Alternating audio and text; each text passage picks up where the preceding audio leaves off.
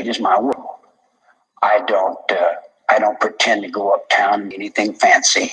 I can, but I find more real in the world that I'm in than I do the tinsel. And the real world is the one I have to deal with every day. You know, believe me, if I started murdering people, there'd be none of it left. Let the bass kick.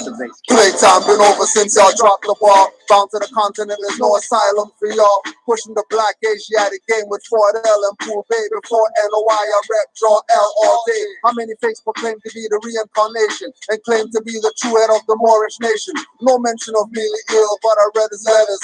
Dirty Moors mad cause they thought they dead as letters. Many were there when decisions were handed down. Now they claim that Mealy Ill was not ordained, not commissioned, not called or appointed, with divine plans for ages, but Dirty Moors making changes, working with FBI during infiltrations, in a pheasant alleys giving bogey smoke inhalations, and secret walls are made, heads are made in public mentions. Don't believe, get the minutes of the first convention. Kirkman and Lomax Bay got called out as villains against the prophet's order and L. Paul Gibbons. Thousands of Moorish Americans followed those leaders that killed the prophet and made Moors parrots, not readers. They don't study, brains hollow, to crush the truth, plant dissension in the ones that follow. Robbed the treasury, felt like they hit the lotto. Took advantage of the faithful Moors in their times of sorrow. Moments still critical, 100 years later, the message. Stick to the principles in your actions, be progressive. Don't sell your soul for a title, take your membership role. Watch out for grand cheeks pushing you in a censorship hole. The sellout was great, now they comfy and won't get the hell out. Active Moors come around, they get clumsy. Not humbly, but act grumpy and jumpy. Active Moors see them touchy and think it's lovely. With faces ugly, I push back so don't shove me. If not for love, it would be just as Dirty Moors get from me. Hitting all reincarnates and writs of discovery, and demanding the treasury, recovery, and love for money. Wearing affairs don't make you a Moorish adept. Dirty Moorish heads are Boy Scouts and cadets. Working for FBI inspectors, slaves for gadgets. Claiming they got pulled, but they really dead magnets. Running a fraud that's done cause new Moors are here. One for all for one profit like musketeers. Bay, not Tampa or Buccaneers. I strike nerves like harp or strings on those puppeteers. Pushing misconceptions as features and calling it facts. Swinging my scimitar, tongue not a fireman's axe. Quick to call me out as dirty, say I violate acts. If you don't nationalize, know that I annihilate blacks. Nailing through their palms and insects on beams of wood. Burn crosses on black lawns in my Moorish hood. Black Klansmen like movie from 1960s. White power, not supremacy like Clayton Catesby. Now I run through illusions, battling my arch nemesis, misconfusion.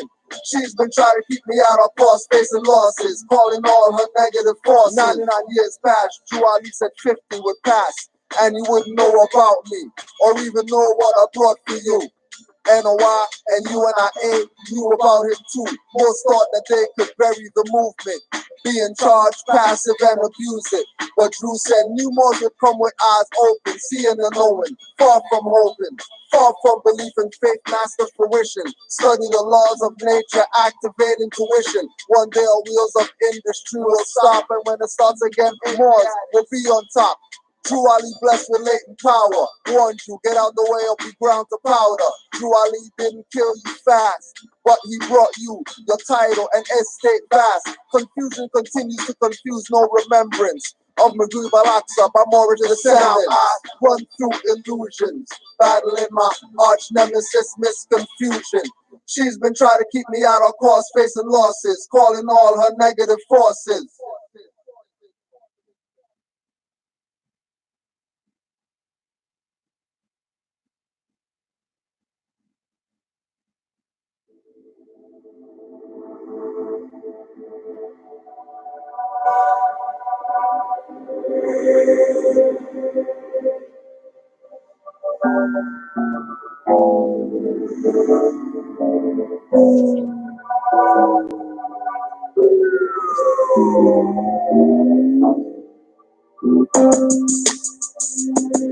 Yeah.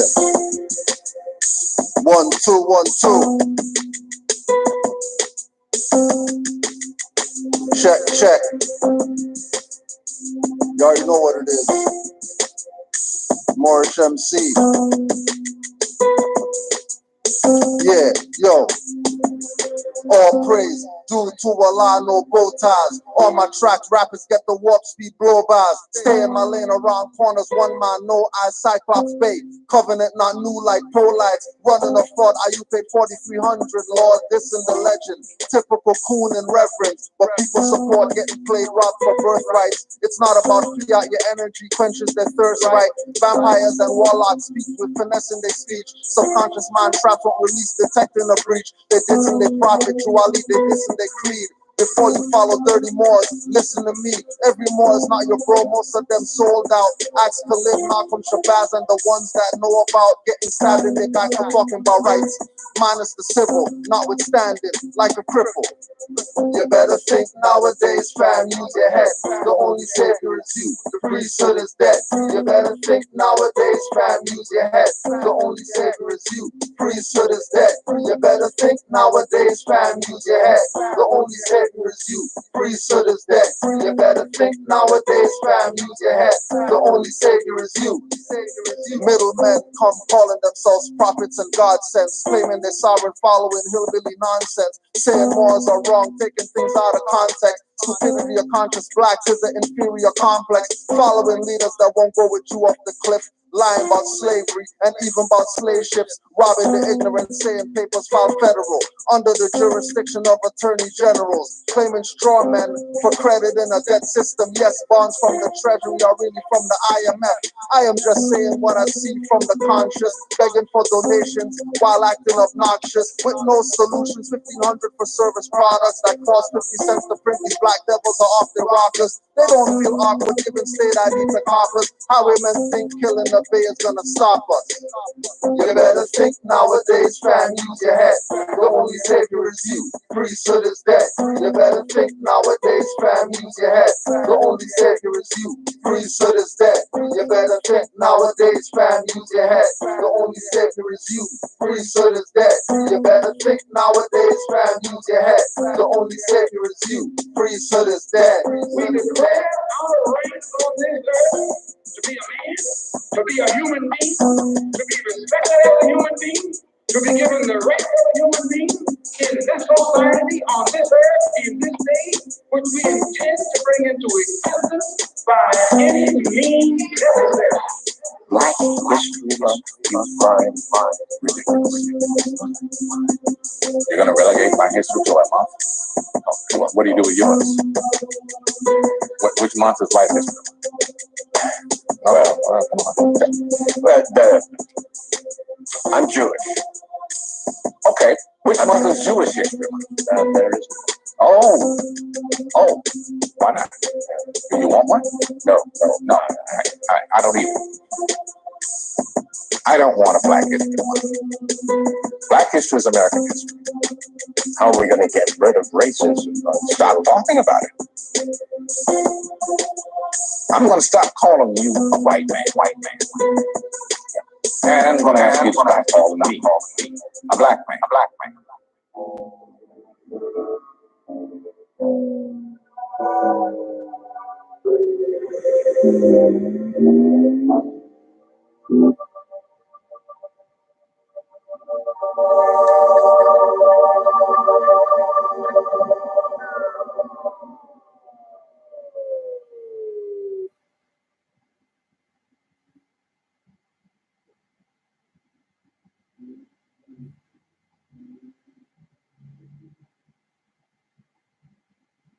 And conscious means that you're conscious of what's going on in this world.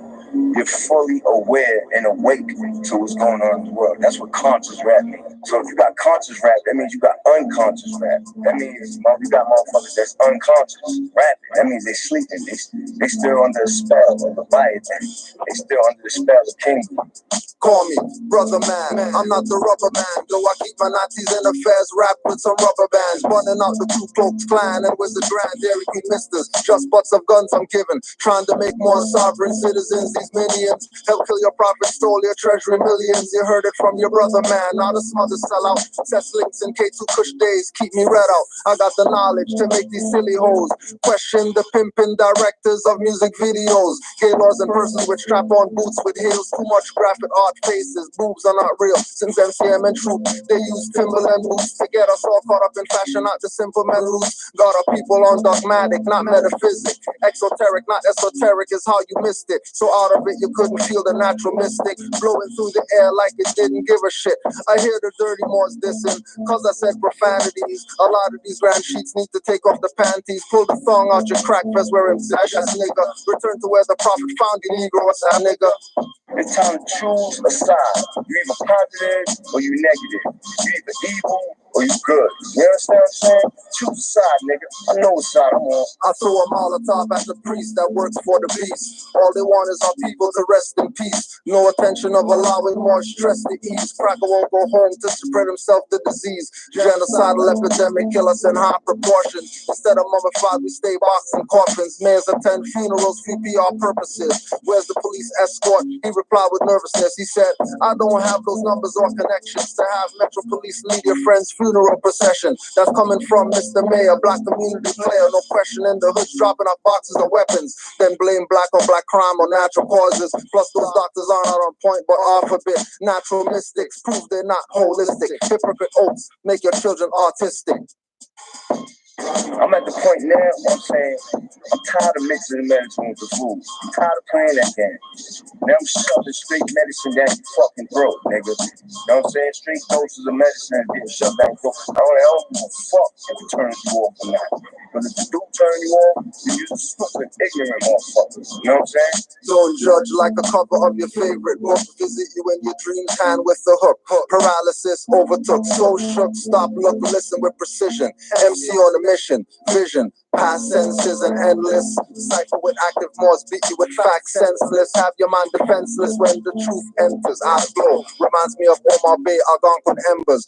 Tap your pioneer out, what's a man remembers. All the lies told to your mind dismembered. Circle broken into quadrants, either 7 in the center compass, G between the square. Baphomet of Templars, warlock, call on my witch mothers to maim them. The same wise spirits burned at stakes in Salem. Torture with vagina pair, survive, bobbing for apples. Contort thumb, slide, wrist out, tight shackles. I always got something deep to say. Every time around. I always got something deep to say. Every time around. I always got something deep to say. Every time around. I always got something deep to say. Every time around.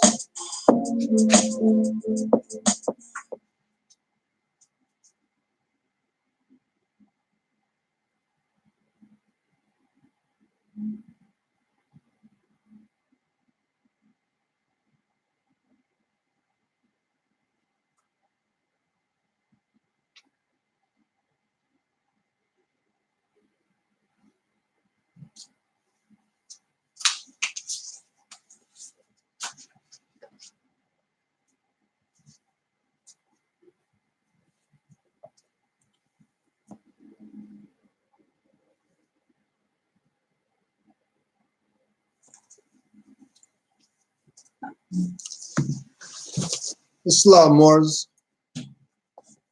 Peace and love to all Moors, wherever you're at.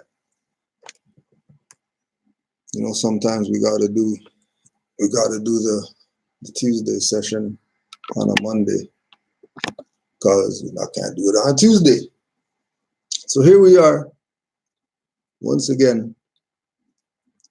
Peace and love to all. We got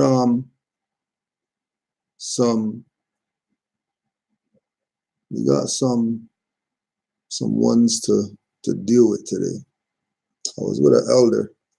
Actually, I was with a group of brothers on the weekend.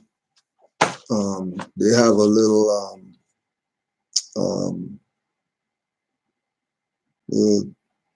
men's group. they meet up and, you know, they just get together, build on men's stuff, you know, trying to figure themselves out or whatever. And we had a elder that was there, elder I haven't seen in a little while, brother Elder Kafeli.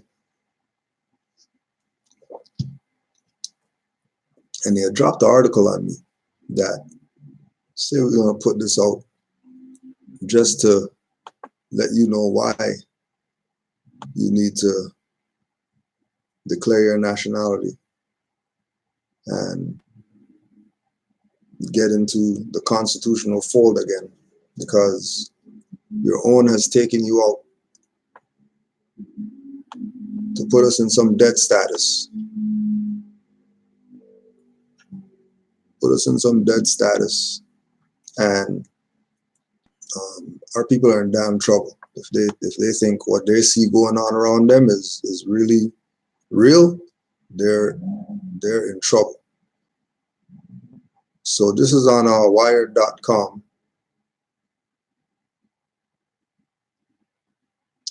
Targeting Black Americans. Targeting Black Americans. Russia's IRA exploiting racial wounds. Russia's IRA exploiting racial wounds. 2 days before the 2016 presidential election, an anti-voting polemic posted to his Instagram account. The excuse that a lost Black vote for Hillary is a Trump win is BS. Should you decide to sit out the election, well done for the boycott, the caption read. I remind us all one more time, anyone who wins can literally change less about the state of Black people. We are not on our own, especially after Obama. Wise up, my people. Another user commented, Black people are smart enough to understand that Hillary doesn't deserve our votes. Don't vote.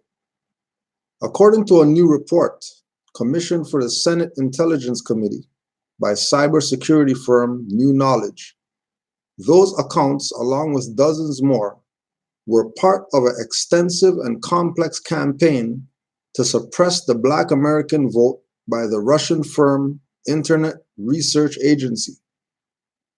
In 2017, it was first reported by CNN that the pro-Kremlin enterprise masterminded a plot to infiltrate online communities of the Black Lives Matter movement, but New Knowledge's report released Monday shows as much more sustained and purposeful focus on Black Americans as the IRA went about instigating mistrust in law enforcement and political institutions, while cultivating seemingly authentic narratives of Black pride. The report details how Black Americans were among the most exploited online communities by the IRA, cataloging how the Russian firm developed an expansive cross-platform media mirage that specifically targeted Black people by leveraging popular social media sites. The campaign was designed to exploit societal fractures and erode our trust in media entities and the information environment in government, in each other, and in democracy itself, which, you know, this is a republic or whatever. The report states the campaign pursued all those objectives with innovative skill, scope, and precision. The 100-page report is based on data sets provided by the Senate by Facebook, Twitter, and Alphabet, comprising tens of thousands of posts between 2015 and 2017. In addition to social media sites, the IRA's vast and varied disinformation campaign played out across issue-specific domains that they brought, such as blackmattersus.com, Black for Black Info, blacksoul.us, a complex effort to manipulate public opinion with the intention of siphoning votes from Hillary Clinton to help elect Donald Trump. who we know, electoral college pretty much selects quote unquote president. So why they doing all this manipulation with black guys' votes who you already know, because they're stateless, they don't even have a chance of vote meaning anything.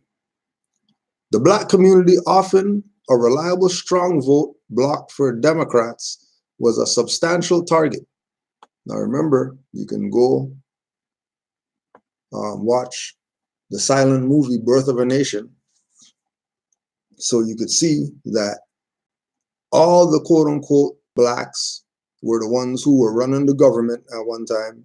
They got all the so-called blacks out the government, started doing democracy, made it a corporation, and then now the Negroes go Democratic, or the Negroes go vote when they should really be doing their own thing.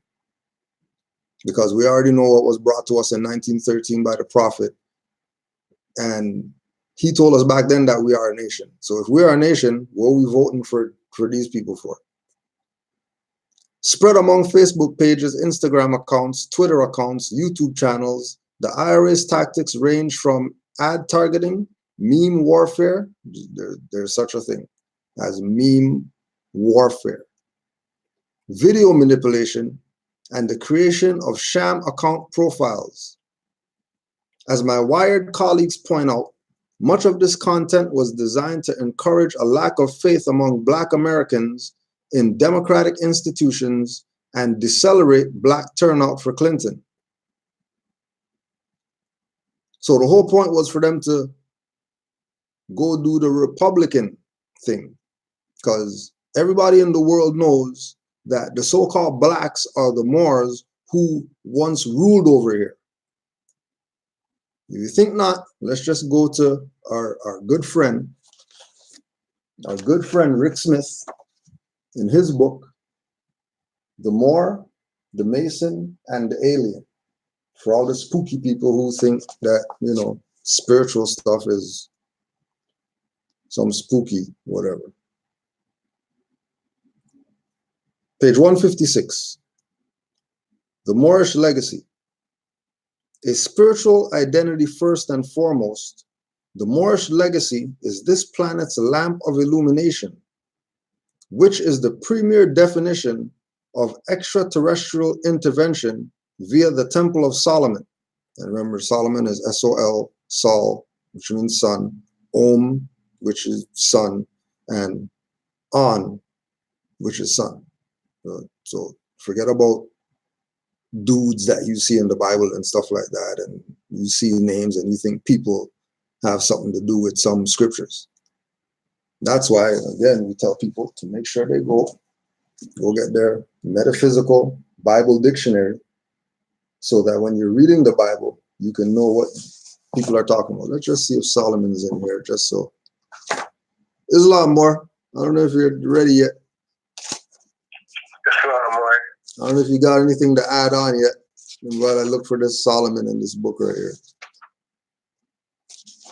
Yeah, just again, master teacher T. Freemanell, he has a good video on the whole breakdown of Solomon in its metaphysical form. You know, and when you broke it down, I'm like, that he said the same thing T. Freemanell said. Yep. It's the same thing. That's the master teacher. That's the master teacher. The first thing I thought, I said, he said the same thing he said. Right. That's what it is. Not no man stuff. No. None of that. Right. Solomon. Metaphysical meaning. The state of mind that is established in consciousness when the soul is unified with wisdom and love. That Solomon stands for more than a great Hebrew king and a wise man is quite evident to those who have searched deeply in religious and mythological history. As students who look especially for information about the individual man, we discern in Solomon a development of the presiding genius at the heart center. In scripture, brain and nerve centers, or more strictly speaking, thought centers are designated as cities, and the presiding or ruling intelligence that controls or directs the work of any center as a personality. Jerusalem, city of peace, stands for the heart center, and Solomon, peaceful man, stands for the presiding intelligence. When the ruling intelligence is in harmony with the fundamental character of the center, rapid construction of the spiritual body goes on. We are told that David could not build the great temple because he was a man of war. When violent and resistant emotions hold sway in the mind, the turmoil is such as to prevent any permanent construction of the new body on the higher planes of consciousness. So we see the importance of cultivating peace instead of war, non-resistance instead of resistance, harmony and love instead of discord and hate. Solomon was also a great judge. When asked by the Lord what he should give him, Solomon chose wisdom above riches and honor. Then all the other things were added. Solomon was given a rare intuition, and he used it freely on arriving at his judgments. He did not resist his investigations on visible facts, but sought out the inner motives. In the case of the two women who claimed the same infant, he commanded an attendant to bring a sword and cut the child in two and give half to each woman. Of course.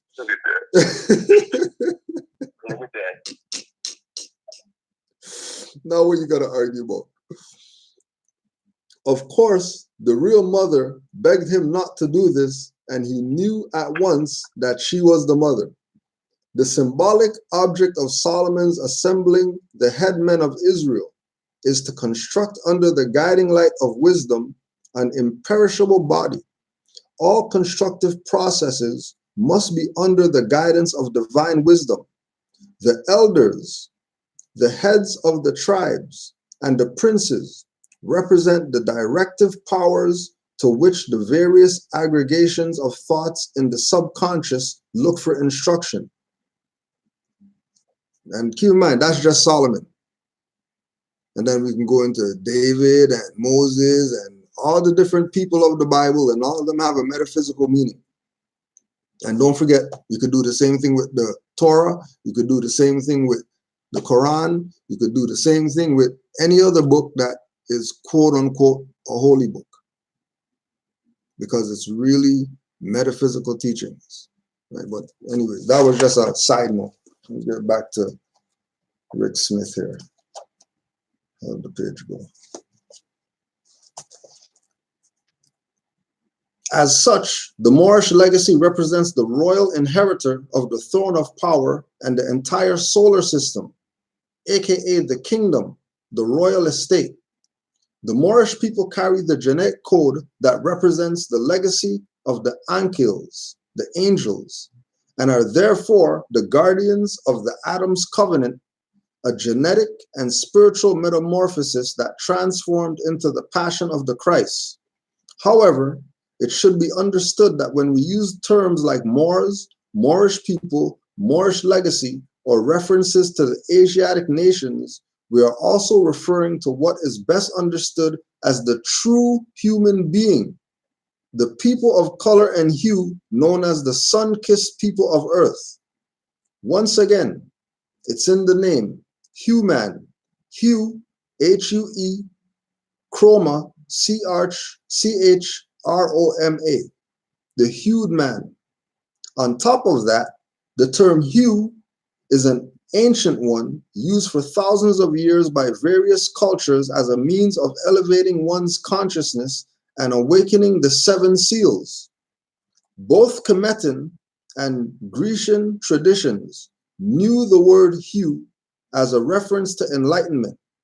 Sufi mystic saints of Tibet, the Druids, and those following the Kabbalah know the word hue as the originating sound of the universe. Once again, this would equate to the frequency that awakens the beast, the Om within Solomon and Aman. This ends up coming full circle with the word chroma and chakra.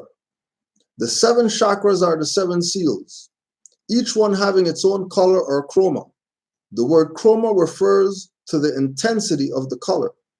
This equates to something mentioned earlier, tweaking the dial and turning into a certain radio station. The power of creation is based on this. This is why the bloodline of the prophets and the Star of David have such a close connection to the sun-kissed people of earth. Hue, chroma, equals melanin, equals frequency, equals elevation of minds, equals psychic awareness, equals metaphysical powers, equals illuminated prophet. It's interesting to note that George Lucas hit upon this in the Star Wars mythos with the term mitochondrians, something that equates to the frequency and intensity of metaphysical capabilities in Jedi Knights, a symbolic reference to the Moorish legacy as guardians of the covenant. Guardians of the covenant.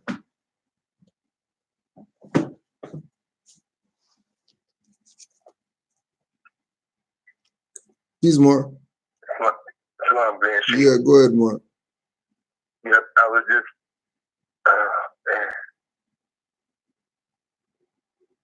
she was just going in, my mobile bike came up to me. We're going in on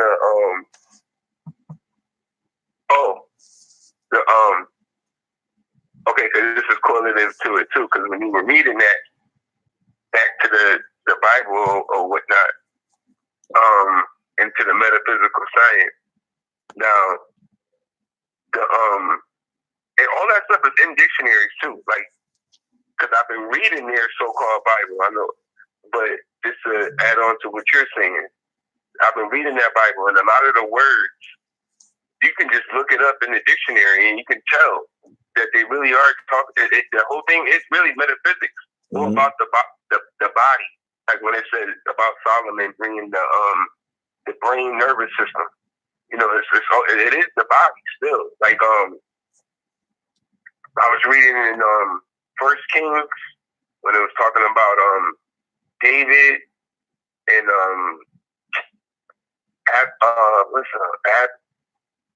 Abishag and all of that. Well, if you look up all those names in dictionaries, it breaks it down right down to the body.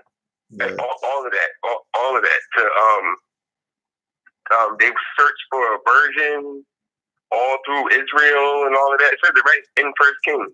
And then when you look, it says it's sought.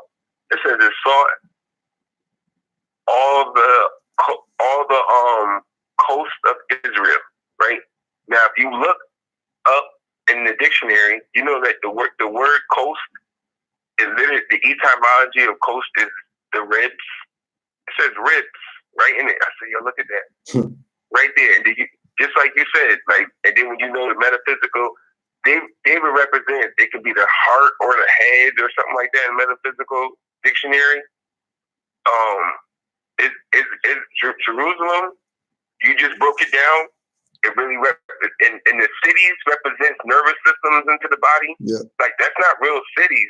You just broke down the nervous system back to the body. Right. But if you look up the words in the dictionary, in that Bible, you look it up, it really literally is talking about the body.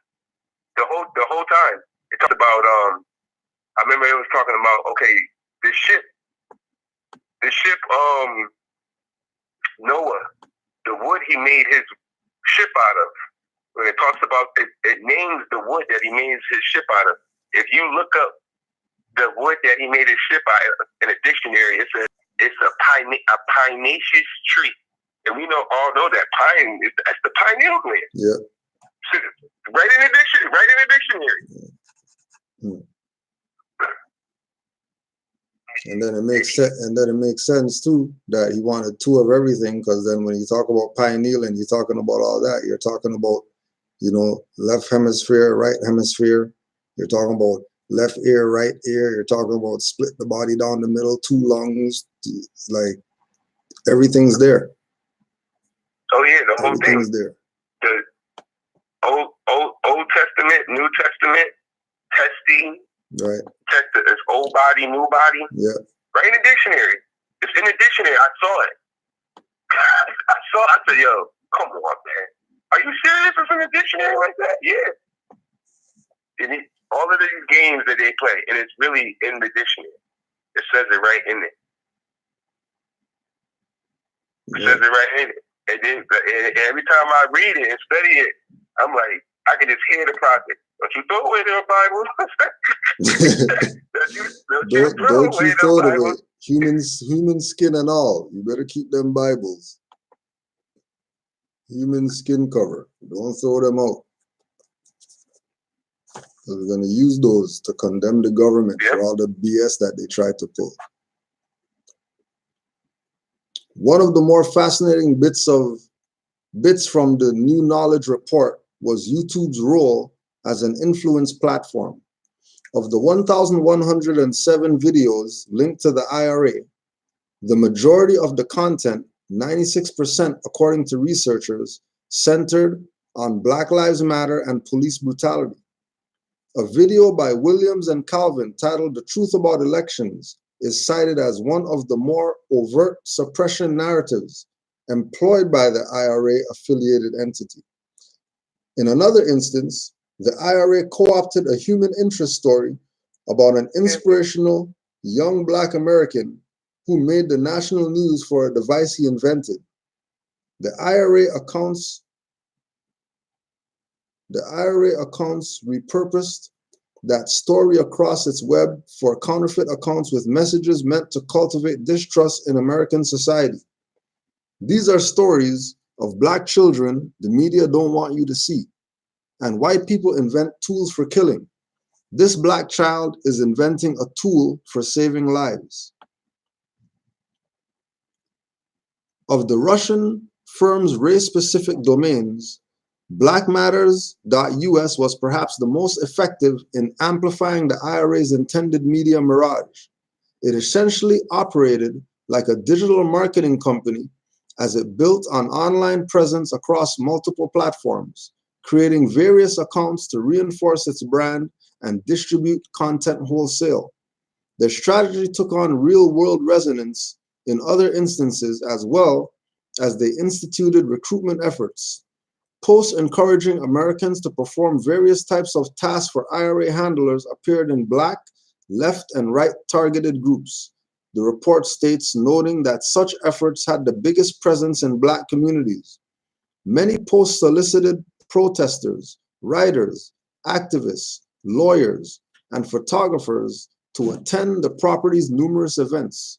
They posted job ads for real American writers to create content, a clear example supporting the hypothesis that the IRA engaged in narrative laundering. Narrative laundering. You're tripping. When reports of Russian infiltration into the Black Lives... Huh? Isn't that propaganda? Yo. That's like narrative. Yep. What do they call it? Narrative what? Narrative laundering. Yeah, that's narrative laundering? Wow. Yeah, narrative laundering. Wow, man. When reports of Russian infiltration into the Black Lives Matter movement first emerged, I wrote that urgent social and political crusades have historically attracted noxious efforts to infiltrate and dismantle them. The deeper reasons behind such a ploy are as unsurprising as they are obvious. Black liberation movements have faced a constant and public threat from outside detractors for decades, and the tactic of exploiting racial tension in the US has specifically Russian precedent that extends back to even before the Cold War, as Julia Ayoff wrote in The Atlantic last year. The weaponization of memes are a crucial element in the IRA's crusade. Black online communities were particularly targeted with memes concerning distinct historical conspiracies, intending to reinforce cultural identity as well as create discord. Posts that claimed classical composer Mozart was actually Black, and that Shakespeare's plays were written by a Black woman earned through engagement, that accounts used them repeatedly. And the report detailed that the IRA's activity on Instagram was much more extensive than previously reported, with even more engagement than on Facebook. See, I gotta watch these stuff out here, because everything is matrix right now. Like everything is matrix. Everything. Oh, that's a crazy article right there. The IRA found success. Yep, it's crazy. The IRA found success in these campaigns to a degree it is not surprising. They saw the United States for what it was, for how it has, on a whole, historically treated Black Americans, and decided to exploit that history of injustice. They grafted their strategy onto a scaffolding that is very much made in the USA, long festering racial tensions, policing issues born out of cities like Ferguson and Oakland, a mainstream media that has excluded voices of color and therefore lends itself to not being trusted by communities it doesn't represent, ultimately leading people to seek out alternative outlets. In the end, the IRA went to great lengths to siphon power from Black voters with a mixed media, cross-platform strategy that researchers are still working to fully understand. And despite efforts by Facebook, Twitter, Alphabet, and other companies to eradicate such content from their platforms, distortion tactics by the IRA persist today. The narratives, the researchers write, just evolved.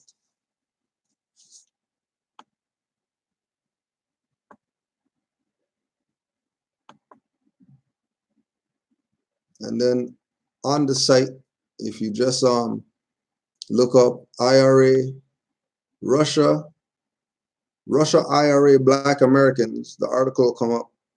And then when you scroll down to the bottom, they have a text on there called "The Tactics and Tropes of the Internet Research Agency." 101 pages. Russian interference background and content, key takeaways, themes, summary statistics, a cross-platform operation, organic activities, targeting Americans, cross-platform brand building, media mirage, memetics, inflecting a common message of different audiences for Syria, narrative repetition and dispersal, repurposing and retiling pages and branded, manipulating journalism, conspiratorial narratives, and it goes on. These people went in to sway some vote. And guess what? Well, since Trump's in power, I guess their stuff worked. Why? Because niggers don't read. And because they don't read, they fall victim to everybody's stuff that they pull on them. And again, you know, go back to our friend, European Rick Smith.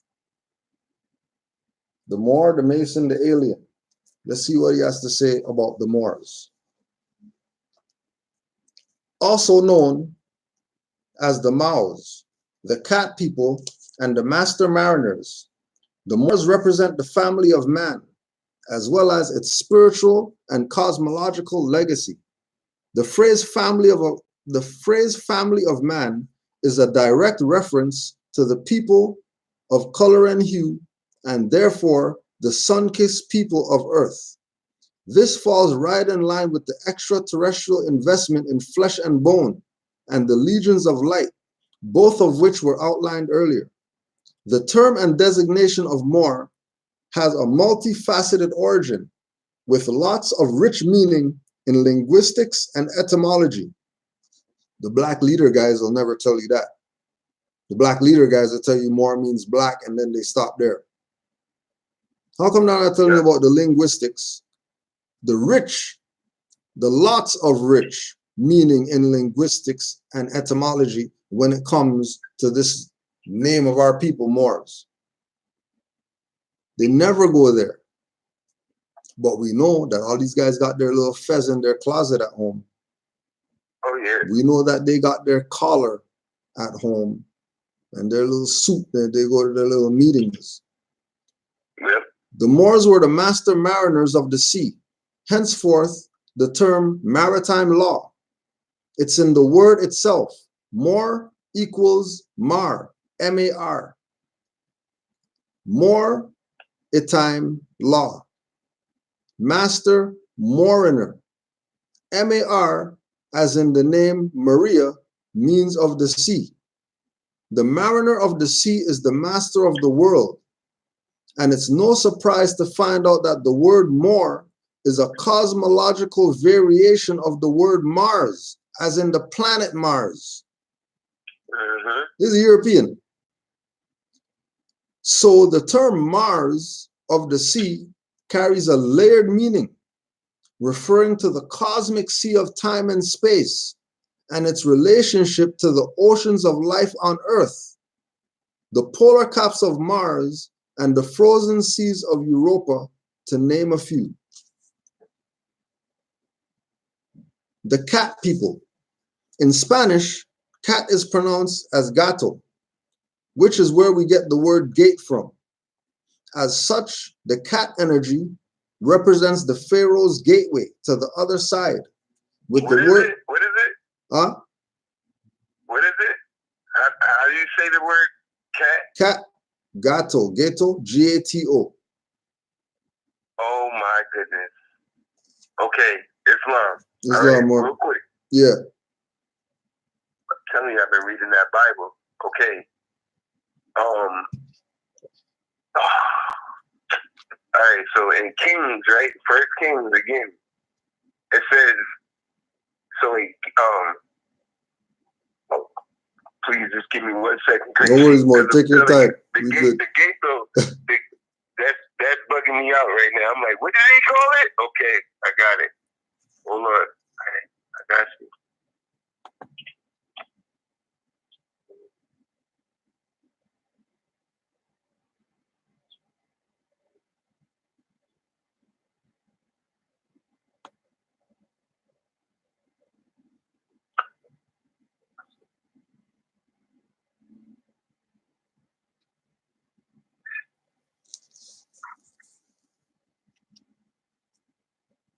All right.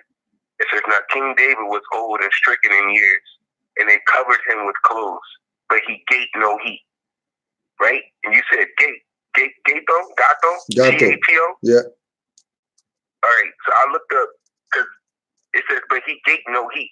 Now I'm like, okay, regular people probably think gate means God. And then I'm like, that don't mean that, so let me go look it up, right? You said, now, what did you say? Gato? Okay, okay, go ahead. Yeah, what did it say that gato means now? Cat is pronounced as gato, which is where we get the word gate from. As such, the cat energy represents the Pharaoh's gateway to the other side, with the word Pharaoh representing the house of light. Okay, the word, but he gate no heat. Gate means the opening. Like gate, like G-A-T. Like it literally means the opening. Like, and I'm like, yo, he just said it, gato. And I'm like, yo, I just looked up that word the other day. Right. Like it literally means the opening. Oh, right? and then it goes right back because it says, but he gate no heat. Yeah. Right. Okay. Now when he says he gate, all right, he gate no heat. Heat means it may go partly or wholly to producing change of state by fusion or vaporization of the body. That's what it means in the dictionary. Or may cause chemical reactions. It says heat. It may go partly or wholly to producing change of state by fusion or vaporization of the body, or may cause chemical reactions. It may be transformed in part into other kinds of energy, producing phenomena of light, electricity, etc. all of this from heat. And I'm like, okay, the opening. It says, a gate, no heat. And I'm like, heat. And I'm like, okay, heat don't mean what I thought it meant. I had to go look up heat, right? And then it says the opening. Exactly, a gate. And I'm like, okay, of the opening. And I'm like, it has to be talking about the body. But then, but when you read it, it says, and they covered him with clothes, but he gave no heat. Okay, then I had to go look up clothes, right? I looked up clothes, right? Clothes brought me to garment. So then I had to go, your garb. It's our garb, right? And your garb means to strengthen or prepare. So when it says they covered him with strength, it says with clothes, and they covered him with clothes, but he gave no heat, right? But his opening to his body wasn't open. So they're saying on the metaphysical side, because again, David represents the heart. So they're saying when they tried to cover him, his heart wasn't, du jour. It wasn't pure, right. He was in his lower self of his heart. Right, and then Rick Smith was saying about the Metaphysical Bible was saying about David being about war. Exactly, the lowest self. The lowest self that you could be. Yep. And back to Mars, the planet Mars representing war. Right, representing war back too. To that. Yeah. And also too, I can't believe that. Moore just said in the chat earlier that you were talking about something. You brought up Noah, and he was reading right at that point in the oral statements when prophet said he remembered when he was Noah. And then talk about when I called you. Talk about when I called you. And that had nothing to do with nothing you was reading. You know what I mean? Bro. Nothing. I just had to. I was like, oh yeah, let me sneak that in there too, because I read that. More just reading Noah. Just like earlier. Remember I told you I was listening to the thing. Yeah. And you called to the show. You called into the show as I'm listening to a previous recording video. The Grand Sheik calling in to the show. Next thing I know, as he's calling in saying, it's, this Cujo Adewale calling in, my phone ringing, it's the Grand Sheik calling. The power's at work. The power's at work. Only if you're in tune, though. Only if you're in tune. If you're not in tune, no powers. No Temple of Solomon for you. All right, so let's go again with the cat people. The cat people. In Spanish, cat is pronounced as gato, which is where we get the word gate from. As such, the cat energy represents the Pharaoh's gateway to the other side, with the word Pharaoh representing the house of light. This reference to the house, temple of light, spark, flame, falls right in line with the Temple of Solomon. It's no accident that the alternate Moorish designation of Mao, M-A-O, an obvious variation of the word Moor itself, tends to carry a pronunciation very similar to that of the word meow, the sound a cat would make. On top of that, something of great value concerning certain cat-related geographical and cultural designations was brought to my attention by my mentors in 2006.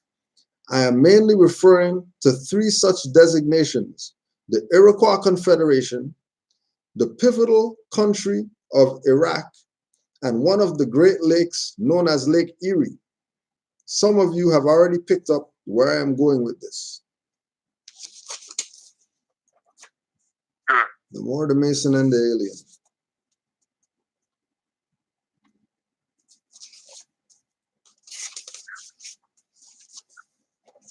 All right, now,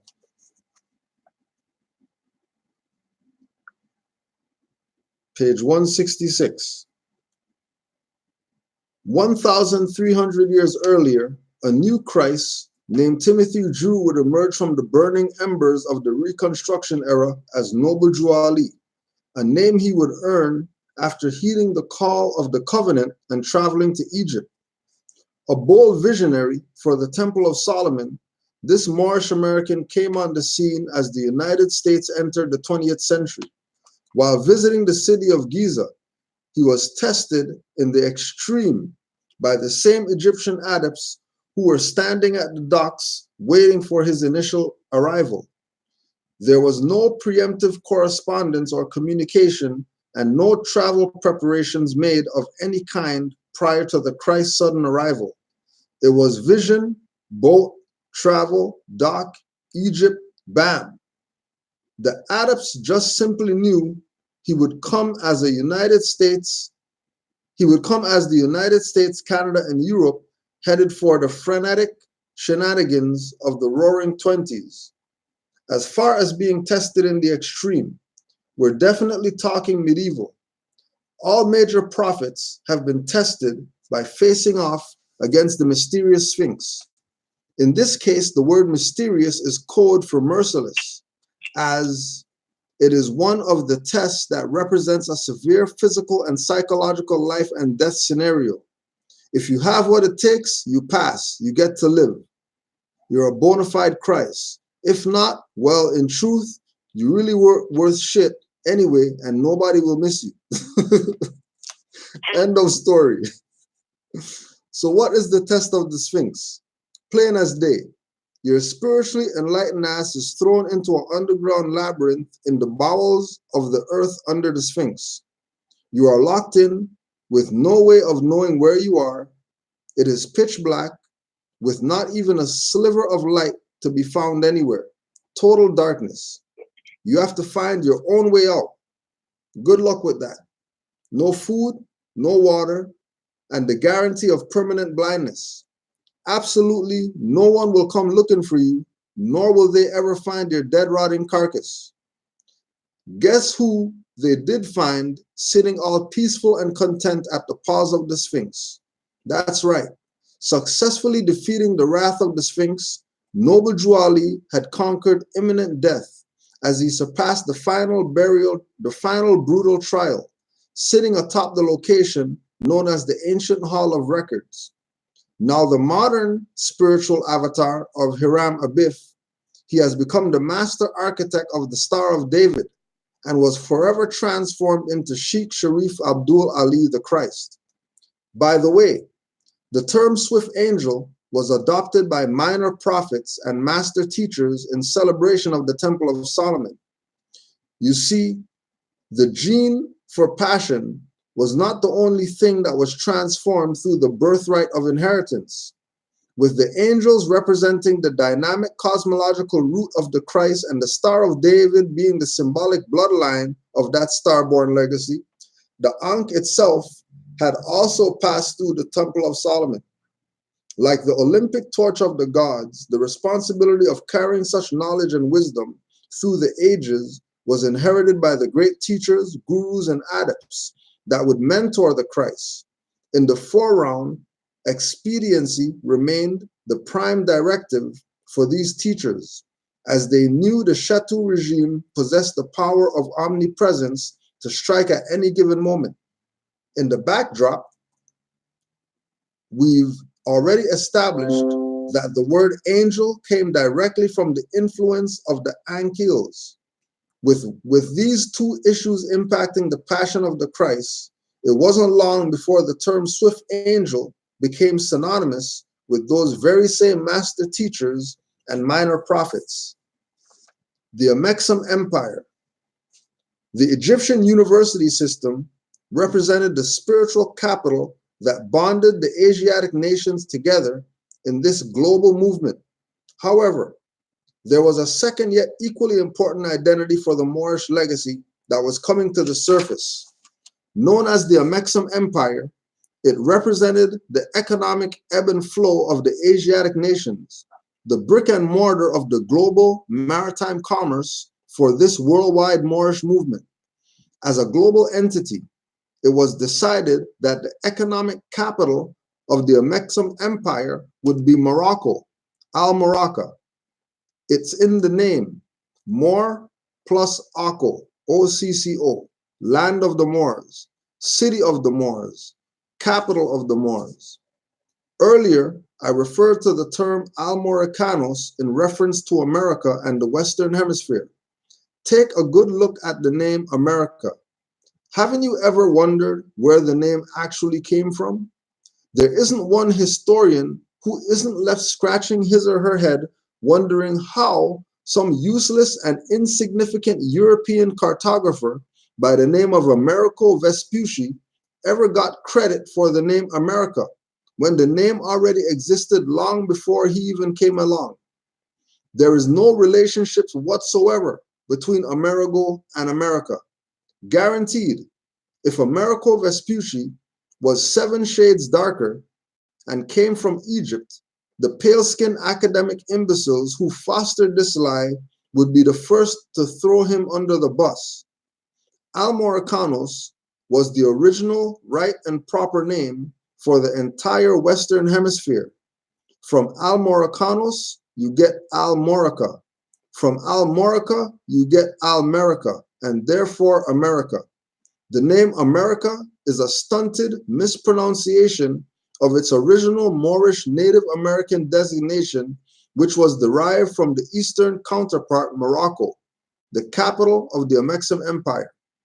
This is extremely significant to understand that the nation of Morocco was the first country on the planet to officially recognize the fledgling 13 United States of America as a sovereign nation in the Western Hemisphere. Now you know why.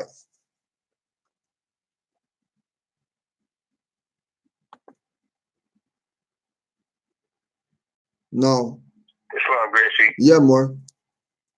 Just real quick, a couple questions. My first one,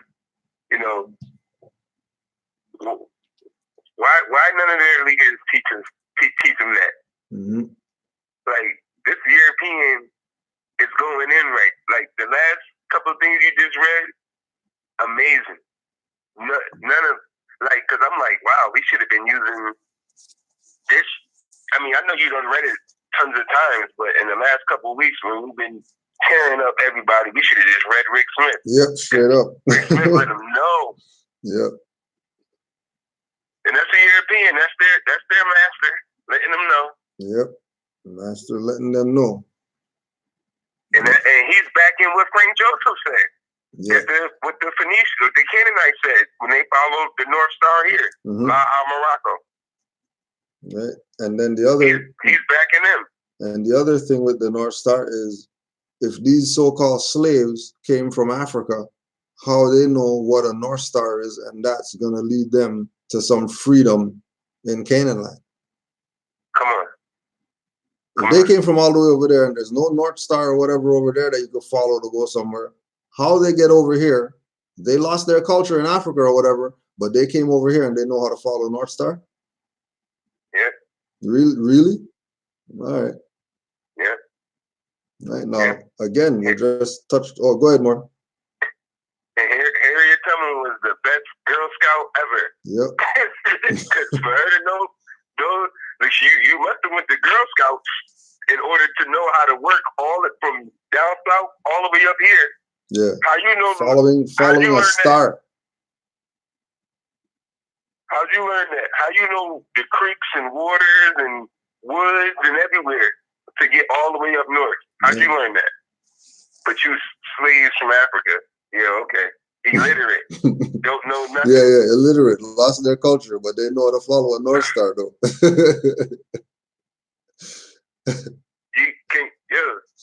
Us right now, 2019, I bet you, people more is listening and everything can't just go outside and point at the North Star now. Yeah. Now. What do you mean? Illiterate. Yeah. We can't do that now. We can't. We'll go outside and be like, man, Brother Yusuf was right. yeah, we don't know where that North Star is at. You don't know where that North Star is at. Man, you just see stars when you go out. You're lucky if you see stars certain places that you go. Right? Yeah. You would have to know when to go out to see the stars. Forget going out there and seeing stars. You would have to know when the stars are going to be present so you can go see them. Mm-hmm. Yep. Right? But just to go back again for this next reference point, the name America is a stunted mispronunciation of its original Moorish Native American designation, which was derived from its eastern counterpart Morocco, the capital of the Amexem Empire. This is extremely significant to understand in that the nation of Morocco was the first country on the planet to ever officially recognize the fledgling 13 United States of America as a sovereign nation in the Western Hemisphere. Now, everybody saw that little video we put up earlier. Maybe you didn't see it, about how these so-called Indians sold out the Moroccan Empire by doing these fake treaties with these Europeans. When the fact of the matter is that Morocco is the first country to recognize these United States as a government. So how is it that these people that call themselves Native American today are doing treaties, but they're not enforcing the treaty that established these so-called United States that these Native Americans did these treaties with, that have them in this mess right now that they can't even get themselves out of? Right? Broken promises on display at Native American Treaties exhibit. Support for NPR comes from Scholastic, publishers of Guts, the newest graphic memoir from Raina Telgemeier, the best-selling creator of Smile, Sisters, Drama, and Ghosts. It takes guts to face your fears. Available September 17th, wherever books are sold. For centuries, treaties have defined the relationship between Native American nations and the U.S. They reflect a history of many broken promises. Hansilo Wang of NPR's Code Switch team reports on a rare exhibit in Washington, D.C. that looks back at this history. One of the first treaties between the U.S. and Native American nations was signed in 1794. It's on display now at the Smithsonian's National Museum of the American Indian. One of the first treaties was there you go.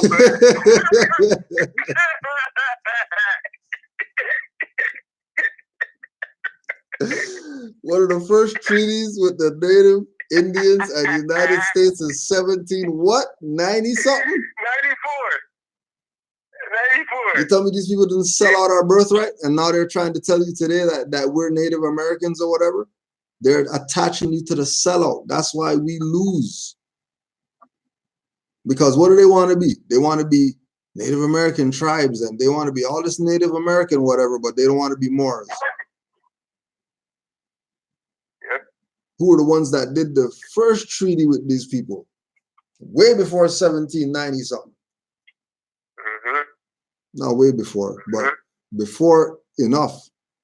That how is it that these Indians did these treaties with these Europeans if it wasn't for these Europeans taking the position of, you know what, these people obviously don't know that we had a treaty with Morocco.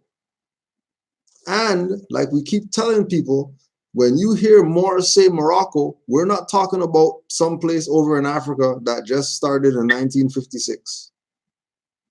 There was no Morocco in Africa like that in the 1700s. Nope. The only Morocco that existed in the 1700s was the Moroccan Empire. Same reason why the 13 United States of America, the fledgling 13 United States of America, had to ask Morocco to recognize them. And remember, it wasn't a country that recognized them, it was a sultan. There's no country of Morocco in 1700s. There was an empire, and the 13 colonies were part of the Moroccan Empire. But the 13 colonies were also part of the Barbary states, which is why they had to go to Morocco to even get this quote unquote official acknowledgement that they exist, so that the Barbary states over here, who the Indians had nothing to do with. Remember, the Indians started doing these treaties in 1790 something. 94. So their jurisdiction was very light if they just started doing treaties. They say that they've been here, Turtle Island and all that stuff. Europeans said that they've been here since 1600s. So they've been here since 1600s, enslaving black guys and all that stuff. You tell me that these people didn't know who these people were, and they should have told them, hell no, we're not doing no treaties with you. We know who you are. But no. And again, because just like the Indians, the blacks, the whoever that's stateless, they don't read. And if they don't read, even if it's not their own stuff, then they're going to be blindsided when it comes with relations between them and some foreigners. Islam, Moor, you have anything to add in? I had a question earlier too, because with back to what Rick Smith was saying when he called Morocco the first country on the planet, right? Now we're going, you know, we're saying what Rick Smith's saying about Morocco being the first country on the planet. How could? Because they always asking who recognized you. Well, according to their master, the European Rick Smith, Morocco's the first country on the planet. Yep. If we're the first country on the planet, how can we be how can somebody recognize us? Right. We're it. Yeah. We started that. Like I started it, and somebody asking me questioning me. I'm the guy. I invented it. Like, how are you questioning me? Like, do you have who recognized you? I invented all of that. Yeah, I invented recognition, and you're asking me about recognize something. Exactly. I invented that. Now you peasants coming up asking me, you know, who recognized you? Like, what are y'all talking about? Like that's the fraud. That's crazy to me. Yeah. Like how man? How? And the whole and Rick Smith told him that, you know, again, this being Morocco, this is it on this side. You already killed them with the 1956 about Morocco being over there, and that they would be being able to set up colonies over here. Yeah, killing themselves.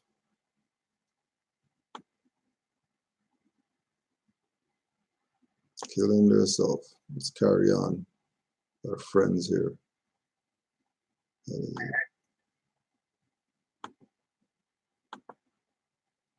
A movie poster-sized contract stitched together from pieces of parchment. It's very big. Literally writ large. Kevin Gover, a citizen of the Pawnee Nation of Oklahoma, is the museum's director. He points to some notable names on the Treaty of Canandaigua, also known as the Pickering Treaty, between the U.S. and the Haudenosaunee Confederacy, or the Six Nations based in New York. There's the signature of Seneca Chief Corn Planter and President George Washington. Canandaigua, also known as the Pickering Treaty, a citizen of the Pawnee Nation of Oklahoma, is the museum's director. He points to some notable names on the Treaty of Canandaigua. Treaty of Canandaigua. That was one of the names of Canaanland before Canada. Now, how is it that, okay, if the Treaty of Canandaigua had to do with nothing to do with up here, but then that was one of the original names of Canaanland, Canandaigua. How is it that these people have some type of jurisdiction? Even the slaves told you that they were escaping slavery to go to Canaan, which is up here. They weren't going across some Atlantic and going near Egypt to go back to Canaan.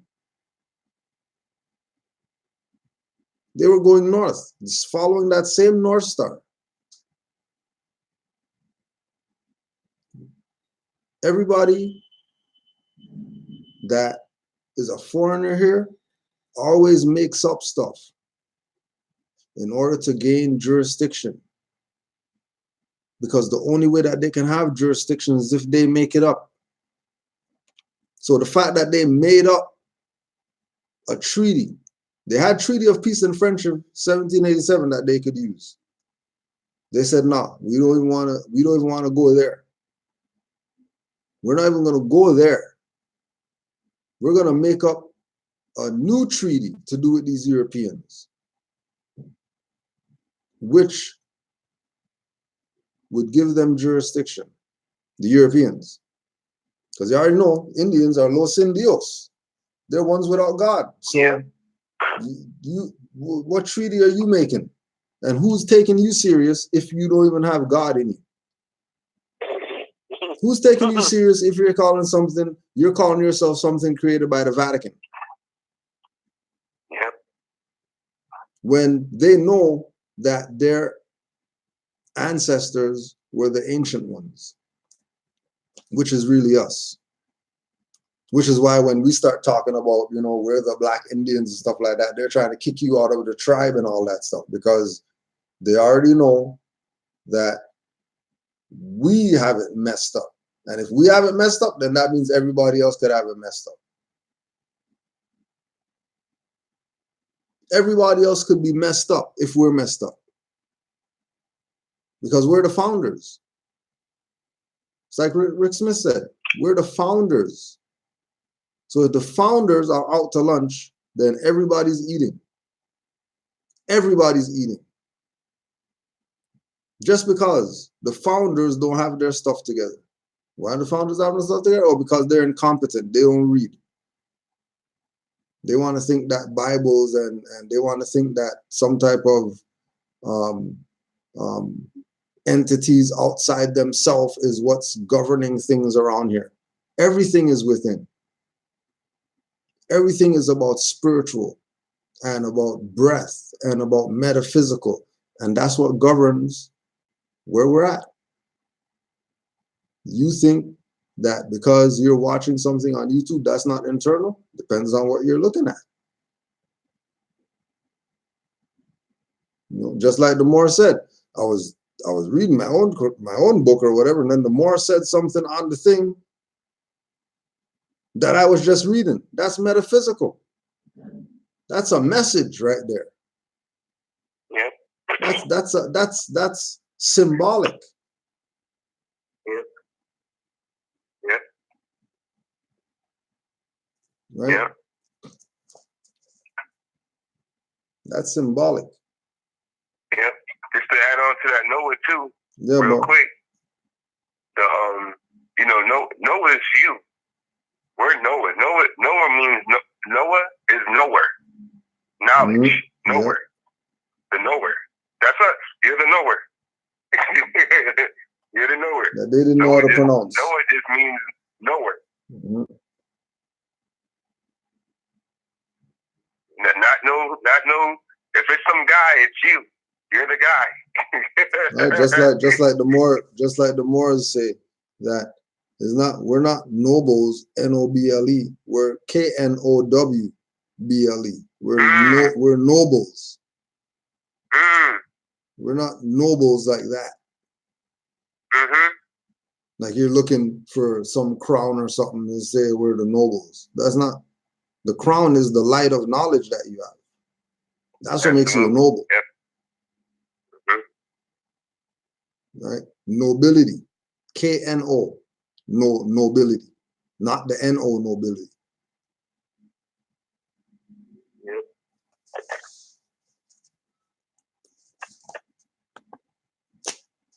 also known as the Pickering Treaty, between the U.S. and the Haudenosaunee Confederacy, or the Six Nations, based in New York. There's the signature of Seneca Chief Cornplanter and President George Washington, who starts the treaty with the greeting. To all to whom these presents shall come, whereas a treaty of peace and What kind of indigenous name is Cornplanter? That's your native name, Cornplanter? Somebody taking the treaty serious? That's Quaker's cousin. Chief Quaker family's cousin. Chief Fruity Loops and Chief Cornflakes did a treaty with some Europeans. They taking this serious. Chief Cornplanter did a treaty, and you really think Europeans are taking this stuff serious? Do Europeans really taking this serious? Chief Cornplanter? Stop the BS. Yeah. The hell are you talking about? Cornplanter is your name. Yeah, man, I believe you posted earlier when them doing treaties over liquor. Like, yeah. I'm like, that's bugging me out. I'm like, a couple of shots. And y'all was just, and then I'm like, well, they do that now. Yeah, like, straight you get up. A couple of shots to these people now. You get whatever you want from them. Sign anything. They'll give you anything you want. Everything. Anything. You over there, drunk, passed out, anybody walk in your house, anything they want, take it off, whatever. Because you're drunk. Because you're drunk. Right there on the couch. Passed out. Passed out. Passed out. They'll take your hand and make you sign it. Take your hand and make you do it. You're drunk. You have no idea. You get up talking about, I never signed that. Yes, you did. Yeah, Yes, you did. Yes, you did. What do you mean you didn't sign this? Isn't that your signature right there? Give me another one. Right after you signed it, too. Give me another one. You know they're gonna have to do their cheers after they sign that treaty. They got to take their shots for that. Oh yeah. Right? Oh yeah. Yeah. Do a couple of hoorah cheers. Yeah. So you right out. They do that now, right at their Masonic meetings. They do that right now over drinks. Selling you right out over drinks. I know they do. I saw them. I saw them. I know they do. I know they do. I saw them. Rick Smith cusses them all out. We're about to go there soon. We're about to go there soon. Between the United The treaty States secured an ally for the young U.S. government after the Revolutionary War and returned more than 1 million acres to the Haudenosaunee. Their territory has been cut down over the years, but more than 2 centuries later, the U.S. has kept one promise. Article 6 says that they will provide goods in the amount of $4,500, which shall be expended yearly forever. Every year, those goods from the U.S. government include bolts of cloth to distribute to tribal citizens. Haudenosaunee leaders have said that cloth is more important than money because it's a way to remind the U.S. of the treaty terms, large and small. At least 7 other original paper treaties will be featured in the museum exhibit, which will rotate about every 6 months. For now, the ones not on display are kept at the National Archives, where one almost forgotten treaty is stored underground. We're looking at one of the unratified California treaties. It's smaller than I expected. Jim Zender of the National Archives pulls out a treaty from 1852 that will be on display next fall. Its light blue pages are signed without ratifying seals or ribbons, like 17 other unratified treaties signed by representatives of the U.S. 17 unratified treaties that these people have. And they have those underground in some dungeon or whatever, because they already know if those make light, this stuff is over. Because it proves the conspiracy. Which is why these so-called native Indians were able to have quote unquote slaves or whatever. Where do you think they went to Africa, got some slaves? Where did they get the slaves from? It was you, Negro, black, colored guy. You didn't want to be yourself. You didn't want to be Moors? All right. Then you fell victim to the native Indian slave trade stuff. And it's a documented fact that all those tribes had slaves. And they weren't European. Dark-skinned people. How they do that? Just like we were saying earlier. Give these people liquor, you make them do anything that you want. And then after they do it, now you got them. Because they're not going to remember what they did. That's why Noble Drew Ali told these Moors, stay away from intoxicating liquors. Because it's going to make you do some BS that you're going to be sorry for.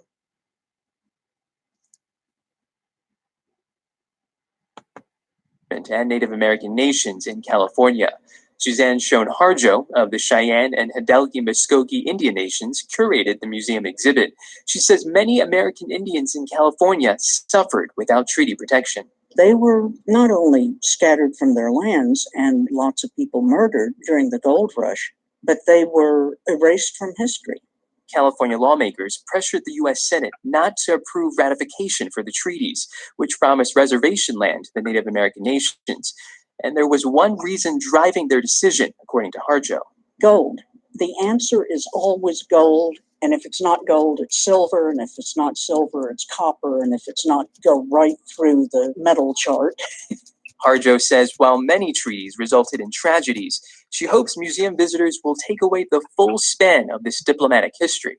People always think of broken treaties and the bad paper and the bad acts. And that is our reality. But it didn't begin there. It began on an honorable footing.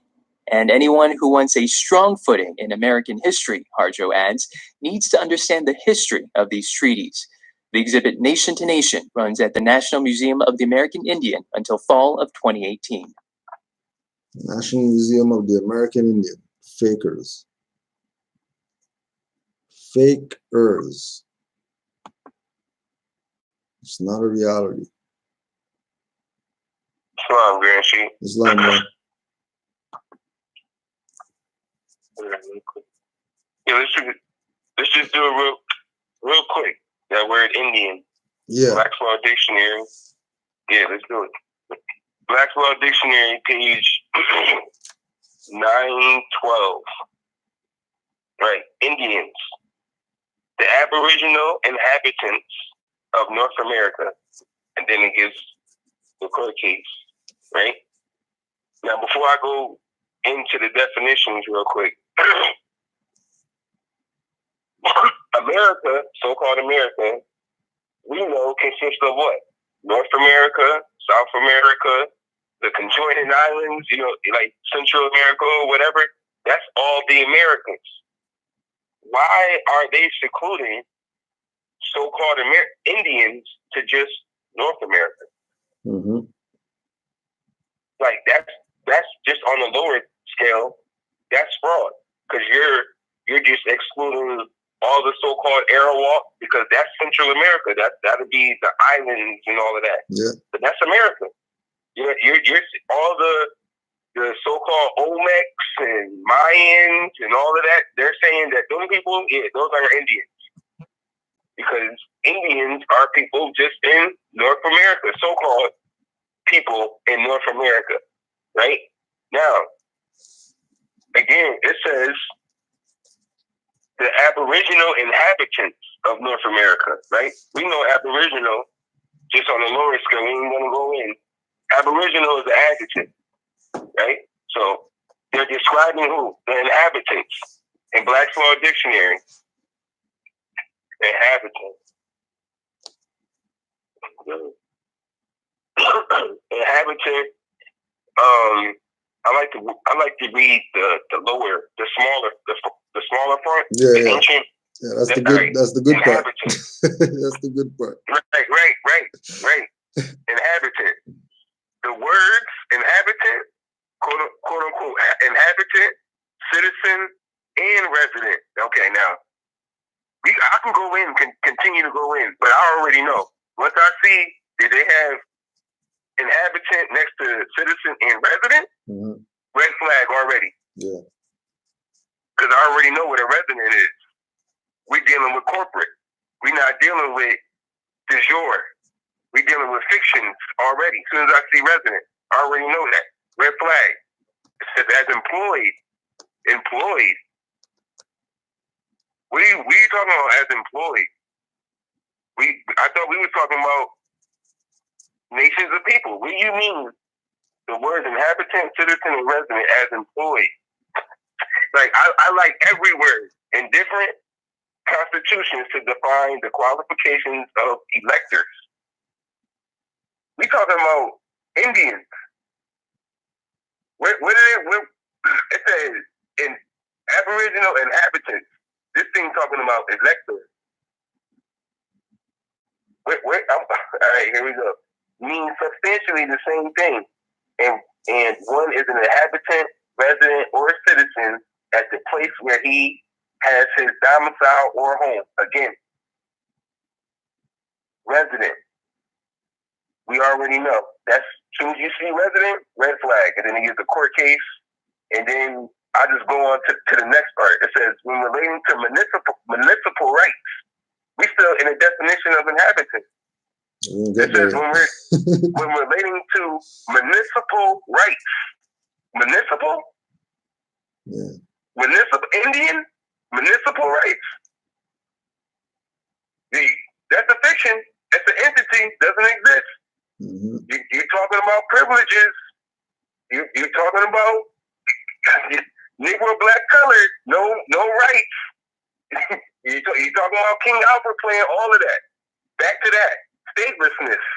That's what you're seeing right now. As soon as you see municipal, statelessness. Municipal. It says Indian, Aboriginal inhabitants. You go to the word inhabitants. Second definition, it says when relating to municipal rights, powers or duties. The word inhabitant is almost universally used as signifying precisely the same as domicile. Almost. Is almost universally law specific. So when it says almost, you should already have red flag. So if it's almost, that means it's not it. It doesn't mean domicile. And then in the third and final definition, this is the first line. Inhabitant. It says a corporation can be an inhabitant only in the state of its corporation. Indians are from what? The United States. The United States is a corporation. There's that jurisdiction. Indians are United States citizens according to the Snyder's Act. A corporation can be an inhabitant. It says it right in Black's Law Dictionary. An Indian is an Aboriginal inhabitant. Inhabitant, page 921. A corporation can be an inhabitant. I didn't write it. Inhabitant could be. Grant Sheik didn't write it.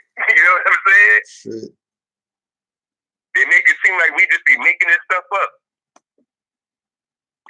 Says it right there, clear as day. These people playing games. If you're not a Moor, you're outside of nature. You're outside of law. You're outside of the human family. You're outside of your forefathers and foremothers. So you're bound to whatever is going to happen to you. Whatever happens to you, that's what's supposed to happen. Yeah.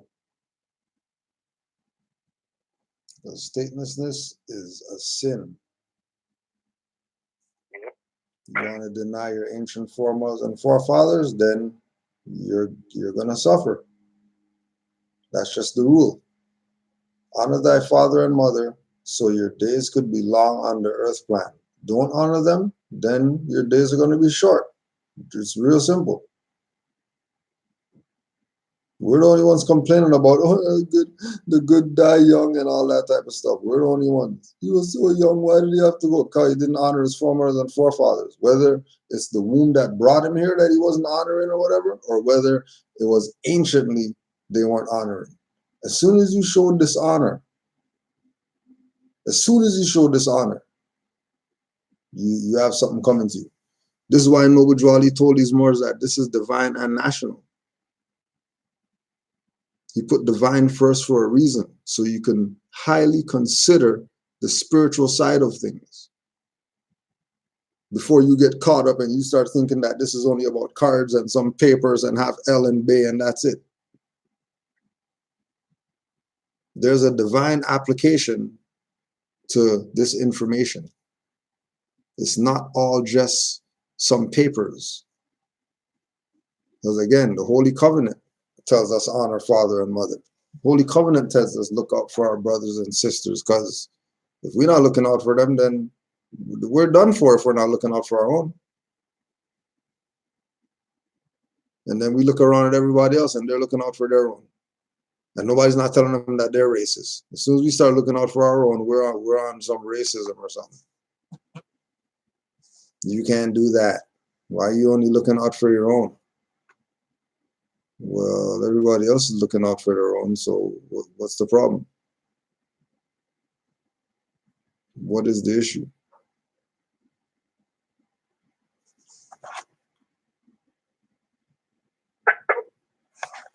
Right? Now we're also gonna play some Rick Smith for you. This is an oldie but goodie, just so you can get a perspective of how much people know about our birthright and how much we deny our stuff. This is almost two years ago. Almost 2 years ago. And that's crazy that I just got a message. I didn't even do this. This is how crazy it is. So I go on the video and I say, let me just scroll down and see what kind of comments are on there. And the first comment that's there is Brother Sheldon L. And he just texted me. So trust me. What?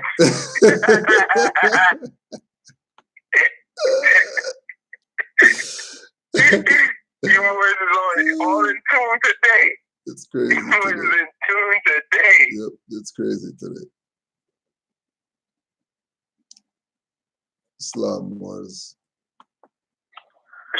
Because, real quick. Oh yeah, boy, go ahead. Real quick, because I just want to again, because I got to stress that Indian crap. That because that really is. It really bothers me. You know what I mean? Like that Indian stuff. Okay, like again, in Black's Law Dictionary, an Indian tribe is a separate and distinct community or body of the Aboriginal Indian race of men found in the United States. Right? Black's Law Dictionary, page 912. It says that the Indian tribe is an Indian race of men found in the United States. United States is a corporation. Back to inhabitant, where it told you. Because the word Indian says Aboriginal inhabitants. Inhabitant said an inhabitant can be a corporation. So a corporation could be an inhabitant, only in the state of its incorporation.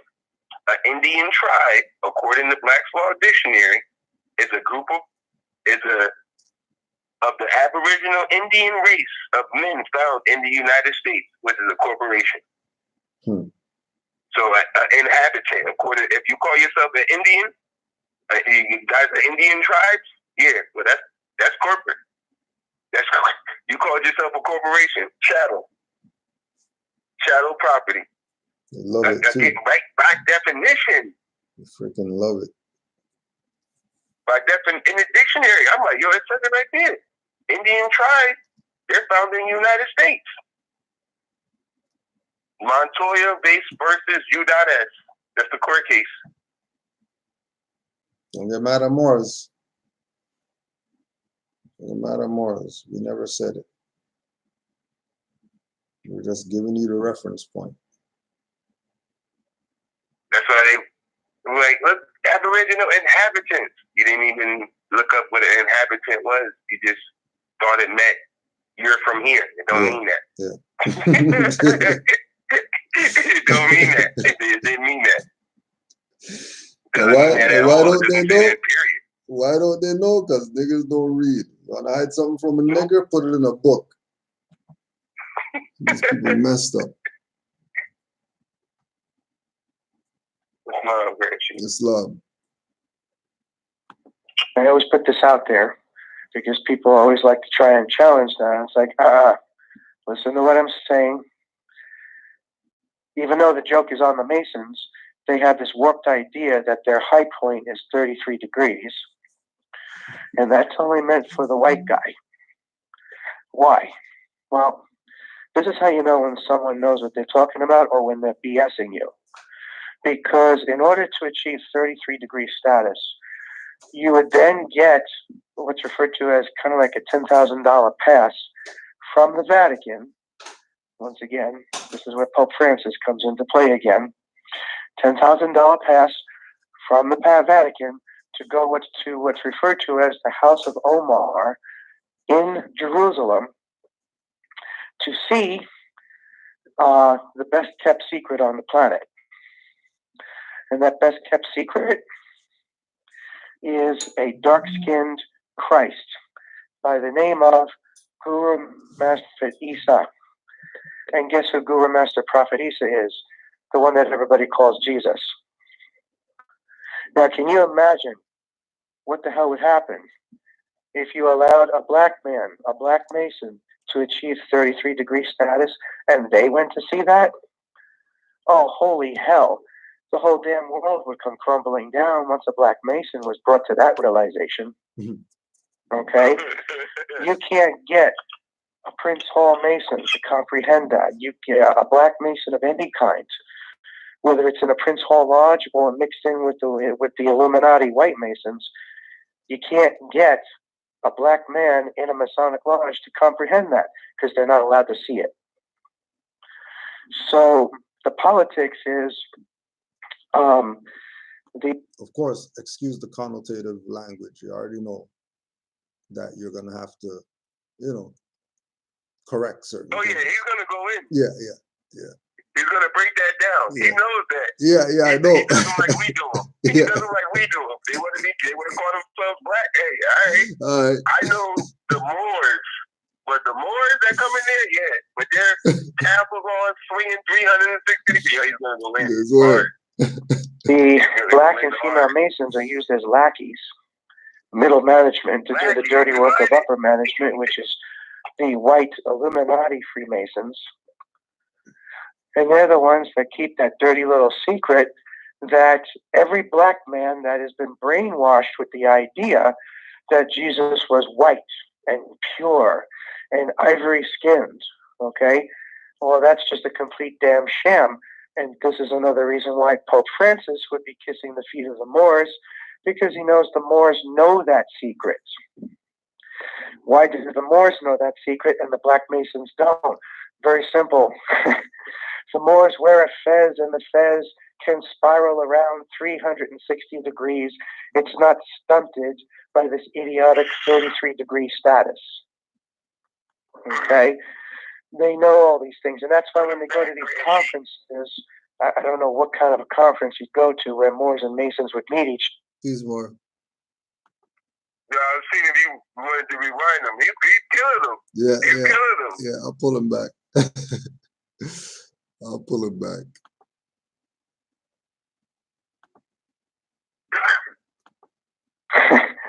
The Moors wear a fez, and the fez, they're the ones that keep that dirty little secret that, oh, holy hell, the whole damn world would come crumbling down once a Black Mason was brought to that realization. Okay? You can't get a Prince Hall Mason to comprehend that. You get a Black Mason of any kind, whether it's and then a boy just came in the chat. Islam nobles.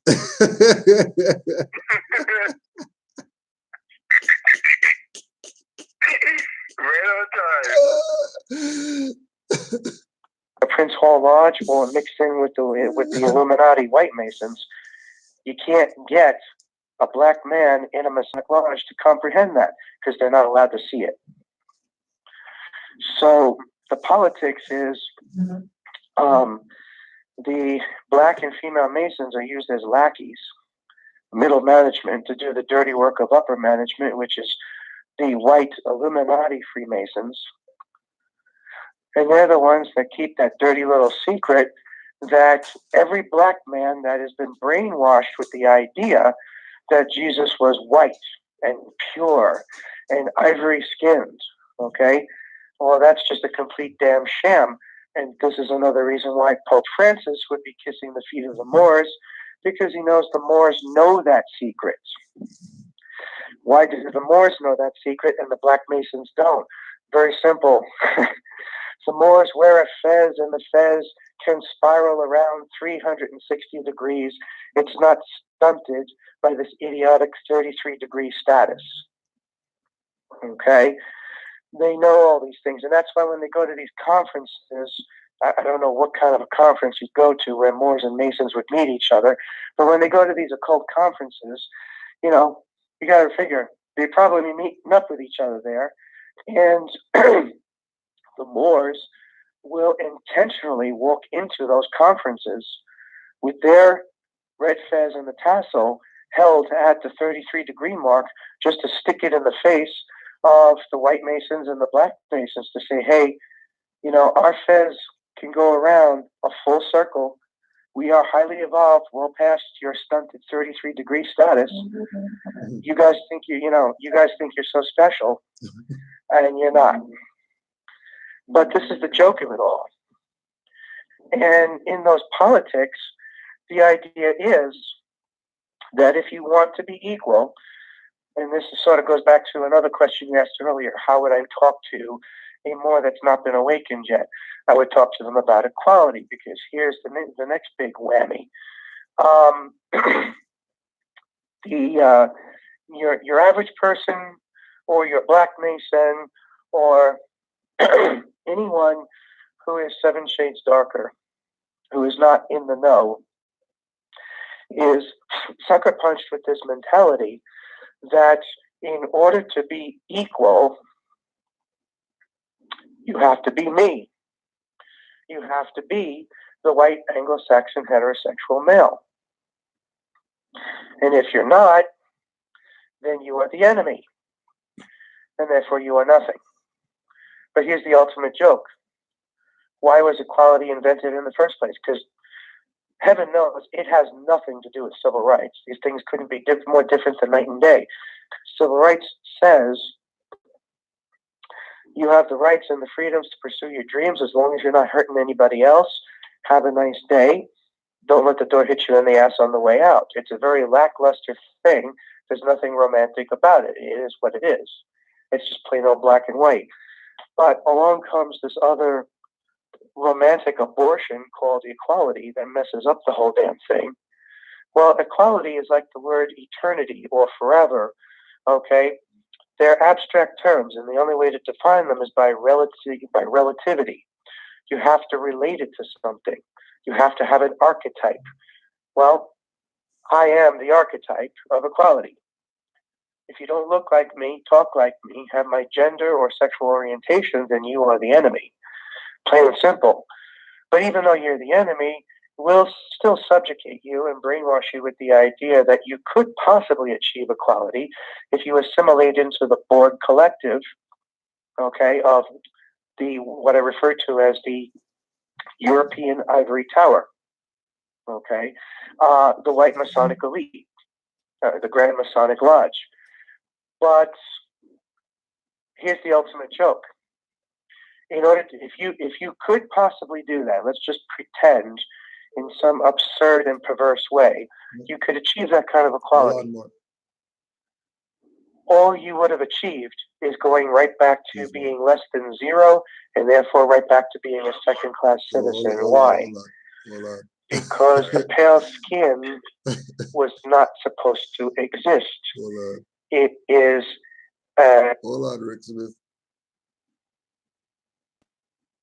Brother Yusuf, you there?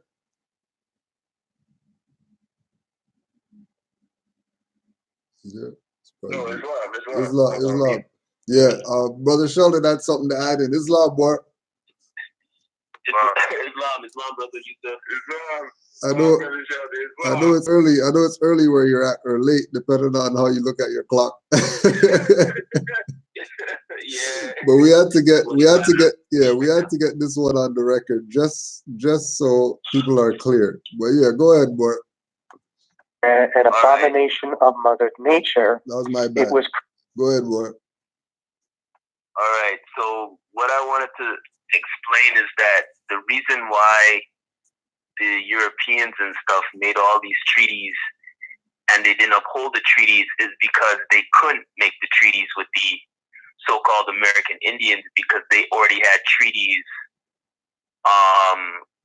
with El Sagal, the Sultan of the Moroccan Empire, and all of this is explained in the Time Walker. So I was looking for the Time Walker and I found it. It's a long part, but I'm going to read some parts of it.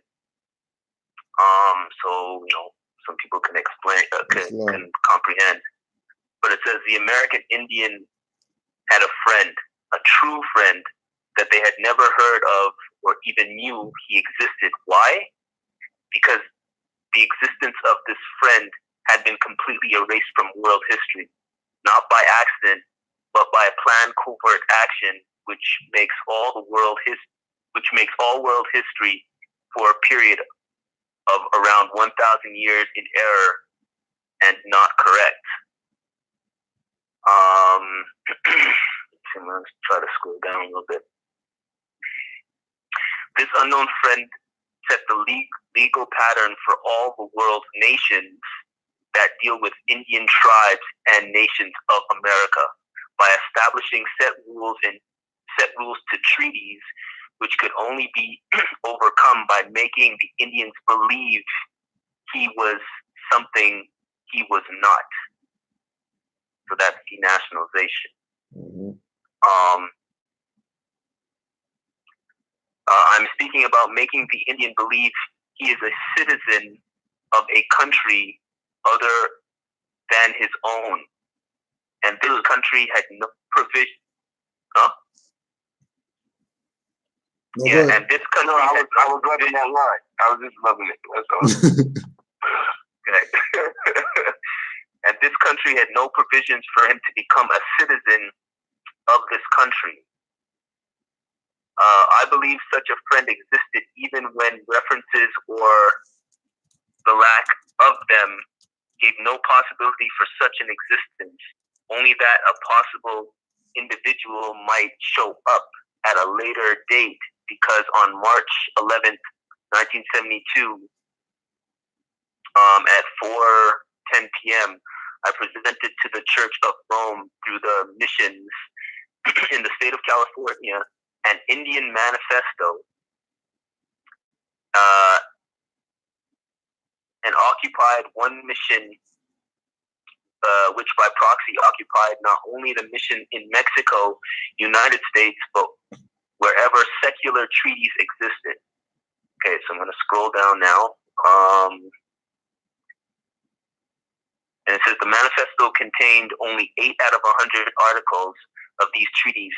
Having personally studied and read over 300 Indian treaties, I knew that the U.S., Canada, Mexico, North and South America countries, France, England, Spain, Denmark, Norway, never came close to the stipulations found in the secular treaties. So simple logical deduction concluded that the authority and nation that discovered the Americas and signed the treaties with its citizens did not belong to the family of civilized nations. All right, so let me scroll down here.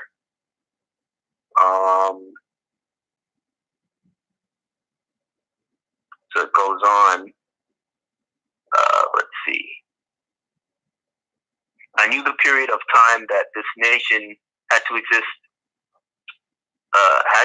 Only there were no references that such a nation ever existed, ever visited Indians, but it ruled the rest of the world for a period of 700 years, and this was the Moorish Empire. And so I'm gonna sit here and just say this is from the Time Walker. I know, brother Yusuf, you read it. This is from Meredith Quinn, who is a so-called Native Indian who wrote this back in, I think it was like 1983 or something. It's in the Library of Congress and everything.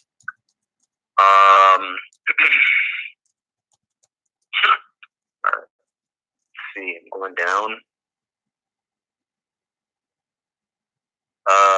Okay. I guess I'll read this part. Almost 12 years later from the date of the Indian Manifesto of 1984, I found the name of the individual that signed these treaties with the Indians. To prove that no Indian has ever heard of and no historian has yet to place his existence in its proper place and time, I'll give you his name. Caliph Abdullah el-Sagal, the last king of the Moorish Empire of Spain and ruled through 1491 AD, who sold his kingdom to Queen Isabella I in 1492 for $17 million. So he's the one that I said sold out. So it wasn't the Moors fell. No, he sold that part of the kingdom to Queen Isabella for $17 million. Queen Isabella at that time, they didn't have funds, so they had to get money from the De Medici, the De Medicis and stuff from the Vatican. And so it goes on to say,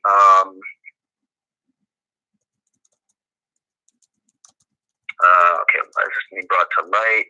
Find me a treaty that covers the Pueblos and Rancheros with Spain or the Vatican, and we can put this name back to sleep. So pretty much it goes on to say,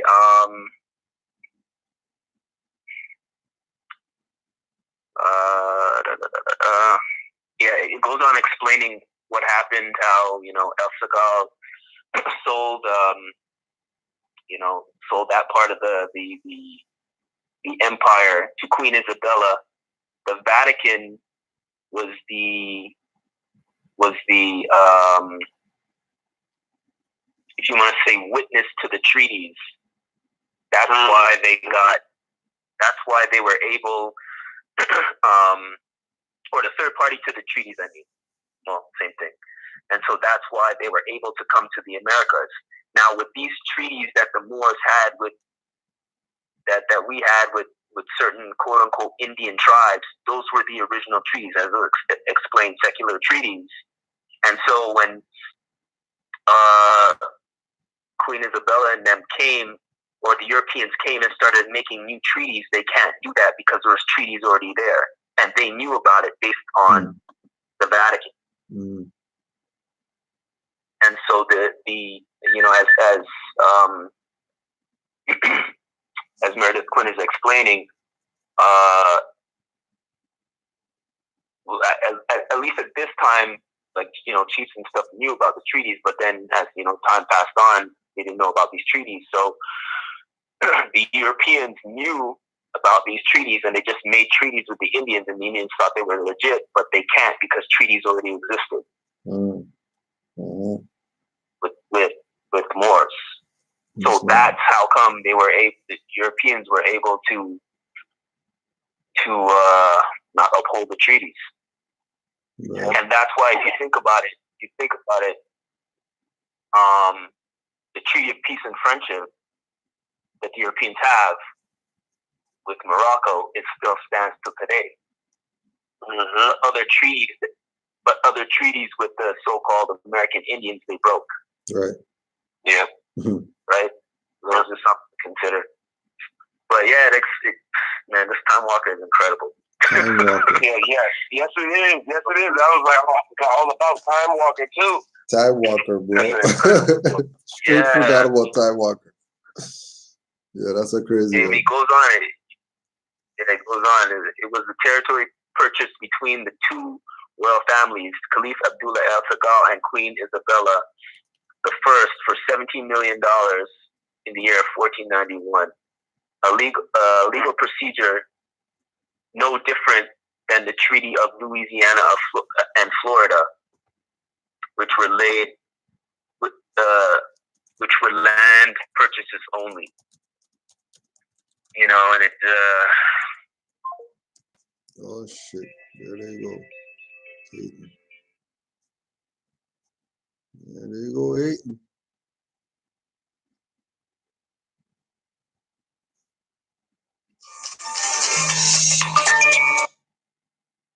He's more. Yo, you know they gotta try.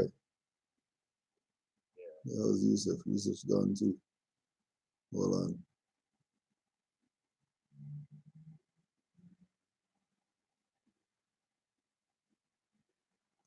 Indian. Yeah. The so-called Indian. Right. Right. Islam. Give thanks for that, Mark. Give thanks for that, yo. Appreciate that. We'll connect. All right. Peace and love. Peace and love, brother Yusuf. Hold on. He's coming right now. Hold on.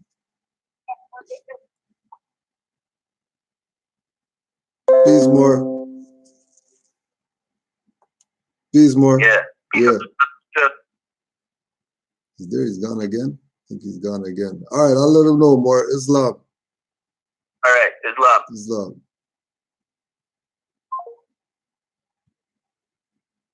That's how it goes. I'm about to call you if you're listening, Yusuf. Hold on.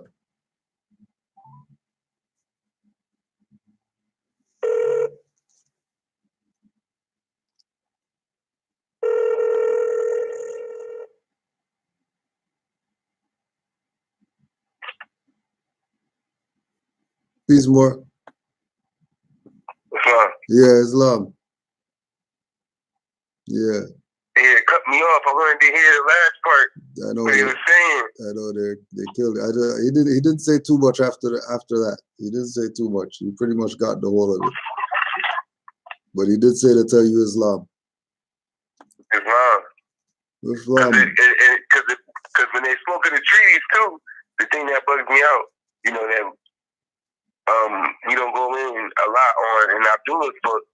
He not only is it the United States, because you gotta remember, we gotta put history.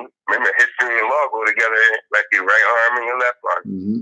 So not only do we have to look at the United States treaty, we gotta look at all these English treaties that the England had with Morocco. You know, the Queen of England, Queen Elizabeth, her treaty she had with Morocco. You gotta use because in the British treaty that they have with Morocco, you get to use these treaties still, and those treaties is because that's who these people are. Yeah. There's no such thing as a United Statesian. You better use these European treaties that who your ancestors signed with. They didn't sign treaties with United Statesians. Yep. When we read the treaty says Moors and Christians. It doesn't say United Statesians. Yeah. It doesn't say that. So we gotta. That's why I love Abdullah's book when he puts all those other treaties in there too, showing even these treaties, we're not dealing with. Because now, like we be looking at these statutes and stuff that they passed. There was statues and Indian treaties is synonymous to me. That's all the same. The statutes and Indian treaties, that's BS. That's all BS. Yeah. That's all BS. None of those places exist. None of those states exist. None of that. We're talking about the Moroccan dominions. The Moroccan Empire's dominions. Yeah, like that's what we're talking about. Yep. And what's going to be happening between Christians and Moors. They wasn't talking about no United Statesians. They wasn't talking about no Indians. They wasn't talking about none of that. None of that. So even if they're saying United States and Indians had a treaty together, that's not real. There's no such thing as that. Yep. None of that. There's no such thing as the United States. There's no such thing as the Indian. So the paper itself is fraudulent. You guys aren't United Statesians. Those are Christians. Those are Christians. Still are today. I walk around and look at them like that. I'm like, damn, look at these Christians. Like, and then I can really see the history. You know, I'm like, yo, look at them. Look at them. Yeah. Cause that's what's going on. That's what it is. These people aren't. Cause like that stuff going on in Russia and stuff like that. There's Moors out there. Yeah. Going crazy, saying the same stuff. Nope, this is the part of the Moroccan Empire. Get the book, S.P. Scott. 3 volumes saying the same stuff we saying. They saying there. Nope. There's no such thing as Europe. Europe's not a continent. All continents start with the letter A, and killing them out there. Killing them. The first British were the Moors, all of that. No such thing as France, as Gaul. No such thing as Germany, that's Almain. All part of the Moroccan Empire. Killing them out there. Same thing here. There's no such thing as the 50 states. Yep. That's fraud. If you're not riding with the Moors, you're riding with the Christians. Yep. And if you're riding with the Christians, then you're a damn sellout. That's what it is. That's the treaty your ancestors wrote. Mm-hmm. They didn't write United Statesians. They wrote Christians. Yeah. They wrote Christians in there. It's Moors and Christians. As soon as you outside of that, you start. It's colored. Your ancestors didn't do that. We Jim Crow, racism. Moors and Christians. That's the foundation. Moors and Christians. But the whole thing is backwards now. These Europeans is wearing my headdress like they're Moors in secret, and the Moors are Christians now. It's all crazy. Yeah, everything's messed up. It's all crazy. It's all crazy, and they're enforcing the treaty on us. Like we're not the Moors. They're doing the treaty on us. Like they are the Moors in the treaty. Yeah. Like we're the foreigners. We're the Christians. Right. We came here. We're not from here. Yeah, they did a good job changing that whole thing, man. Yeah. Remember, our story is we came here on slave ships as slaves. Yep. You know what I mean? The natives, the Indians that was here were all wiped out from the smallpox, disease and stuff. Yeah. All of that. Remember? Yep. That's what we're supposed to know. That's what we're supposed to be looking at it like. Yeah. And the Europeans, who the Greeks taught, came over here and helped. And all of this stuff was lost civilization and everything. They needed the Europeans to come and make civilization. That's what we supposed to. That's what we supposed to go by. I'm glad Rick Smith said it. He broke it down so plain. Like the rest of the world now is supposed to think that way. Yep. And that's what they go around colonizing and thinking. And now when one of us say something outside of the norm, they're like, "You really believe in da-da-da-da-da?" It's because your concept has been so distorted of who you really are. You've taken on the Christian concept of how life should be. You know, like now you're just gone. You know, like everything, astrology, that's fake and all of that stuff. Like that's Eurocentric Christian psychology. That's what that is. So don't forget, you can go get the full interview. Canaanland Moors presents Amazite Bay Show interview with Rick Smith. And that was from 2017. So if this is the first time you're hearing about it, you're behind right now. Get yourself caught up. No, the boat left the dock. Peace and love to all the Moors worldwide. We do will that you learn something tonight. And I'm sure those Moors did. Islam, Brother Yusuf, you got any closeouts? Yeah, Islam, Grand Sheik. Give thanks to all the Moors in the chat. Give thanks to you, Grand Sheik, and your platform. Give thanks to all the Moors. Honest to the Prophet. Honors, supreme honors to the Prophet Noble Jew Ali. Give praises to Allah. Honors to Marcus Garvey and all true and faithful Moors out there that's been studying. Keep studying. It ain't over yet. We just started. And make sure that, you pass this on, but don't waste your time with these old heads who are concrete in their ways. Make sure you get to the young generation. Make sure you get to the unborn. Make sure you talk to those wombs so that these ancients could return here with this knowledge already in them. And with that, we'll just give you a short closeout one. Peace and love to all the Moors, and we'll see you tomorrow night, Eastern Standard Time. MHHS, eyes wide open, 9:30. Don't be late. Call in by 9:15 so you can get in that queue. Islam, Moors.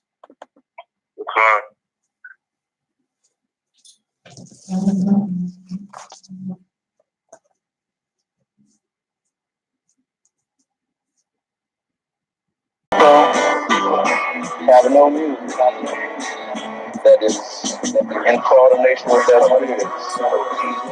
Because of this, I became what the Blackness, down with the slackness, down for the cause if it would stop the whackness. Down with Isabella and Ferdinand Conquest. Down with the kids and shit talking contests. Down with rappers' lies, acting like onsets.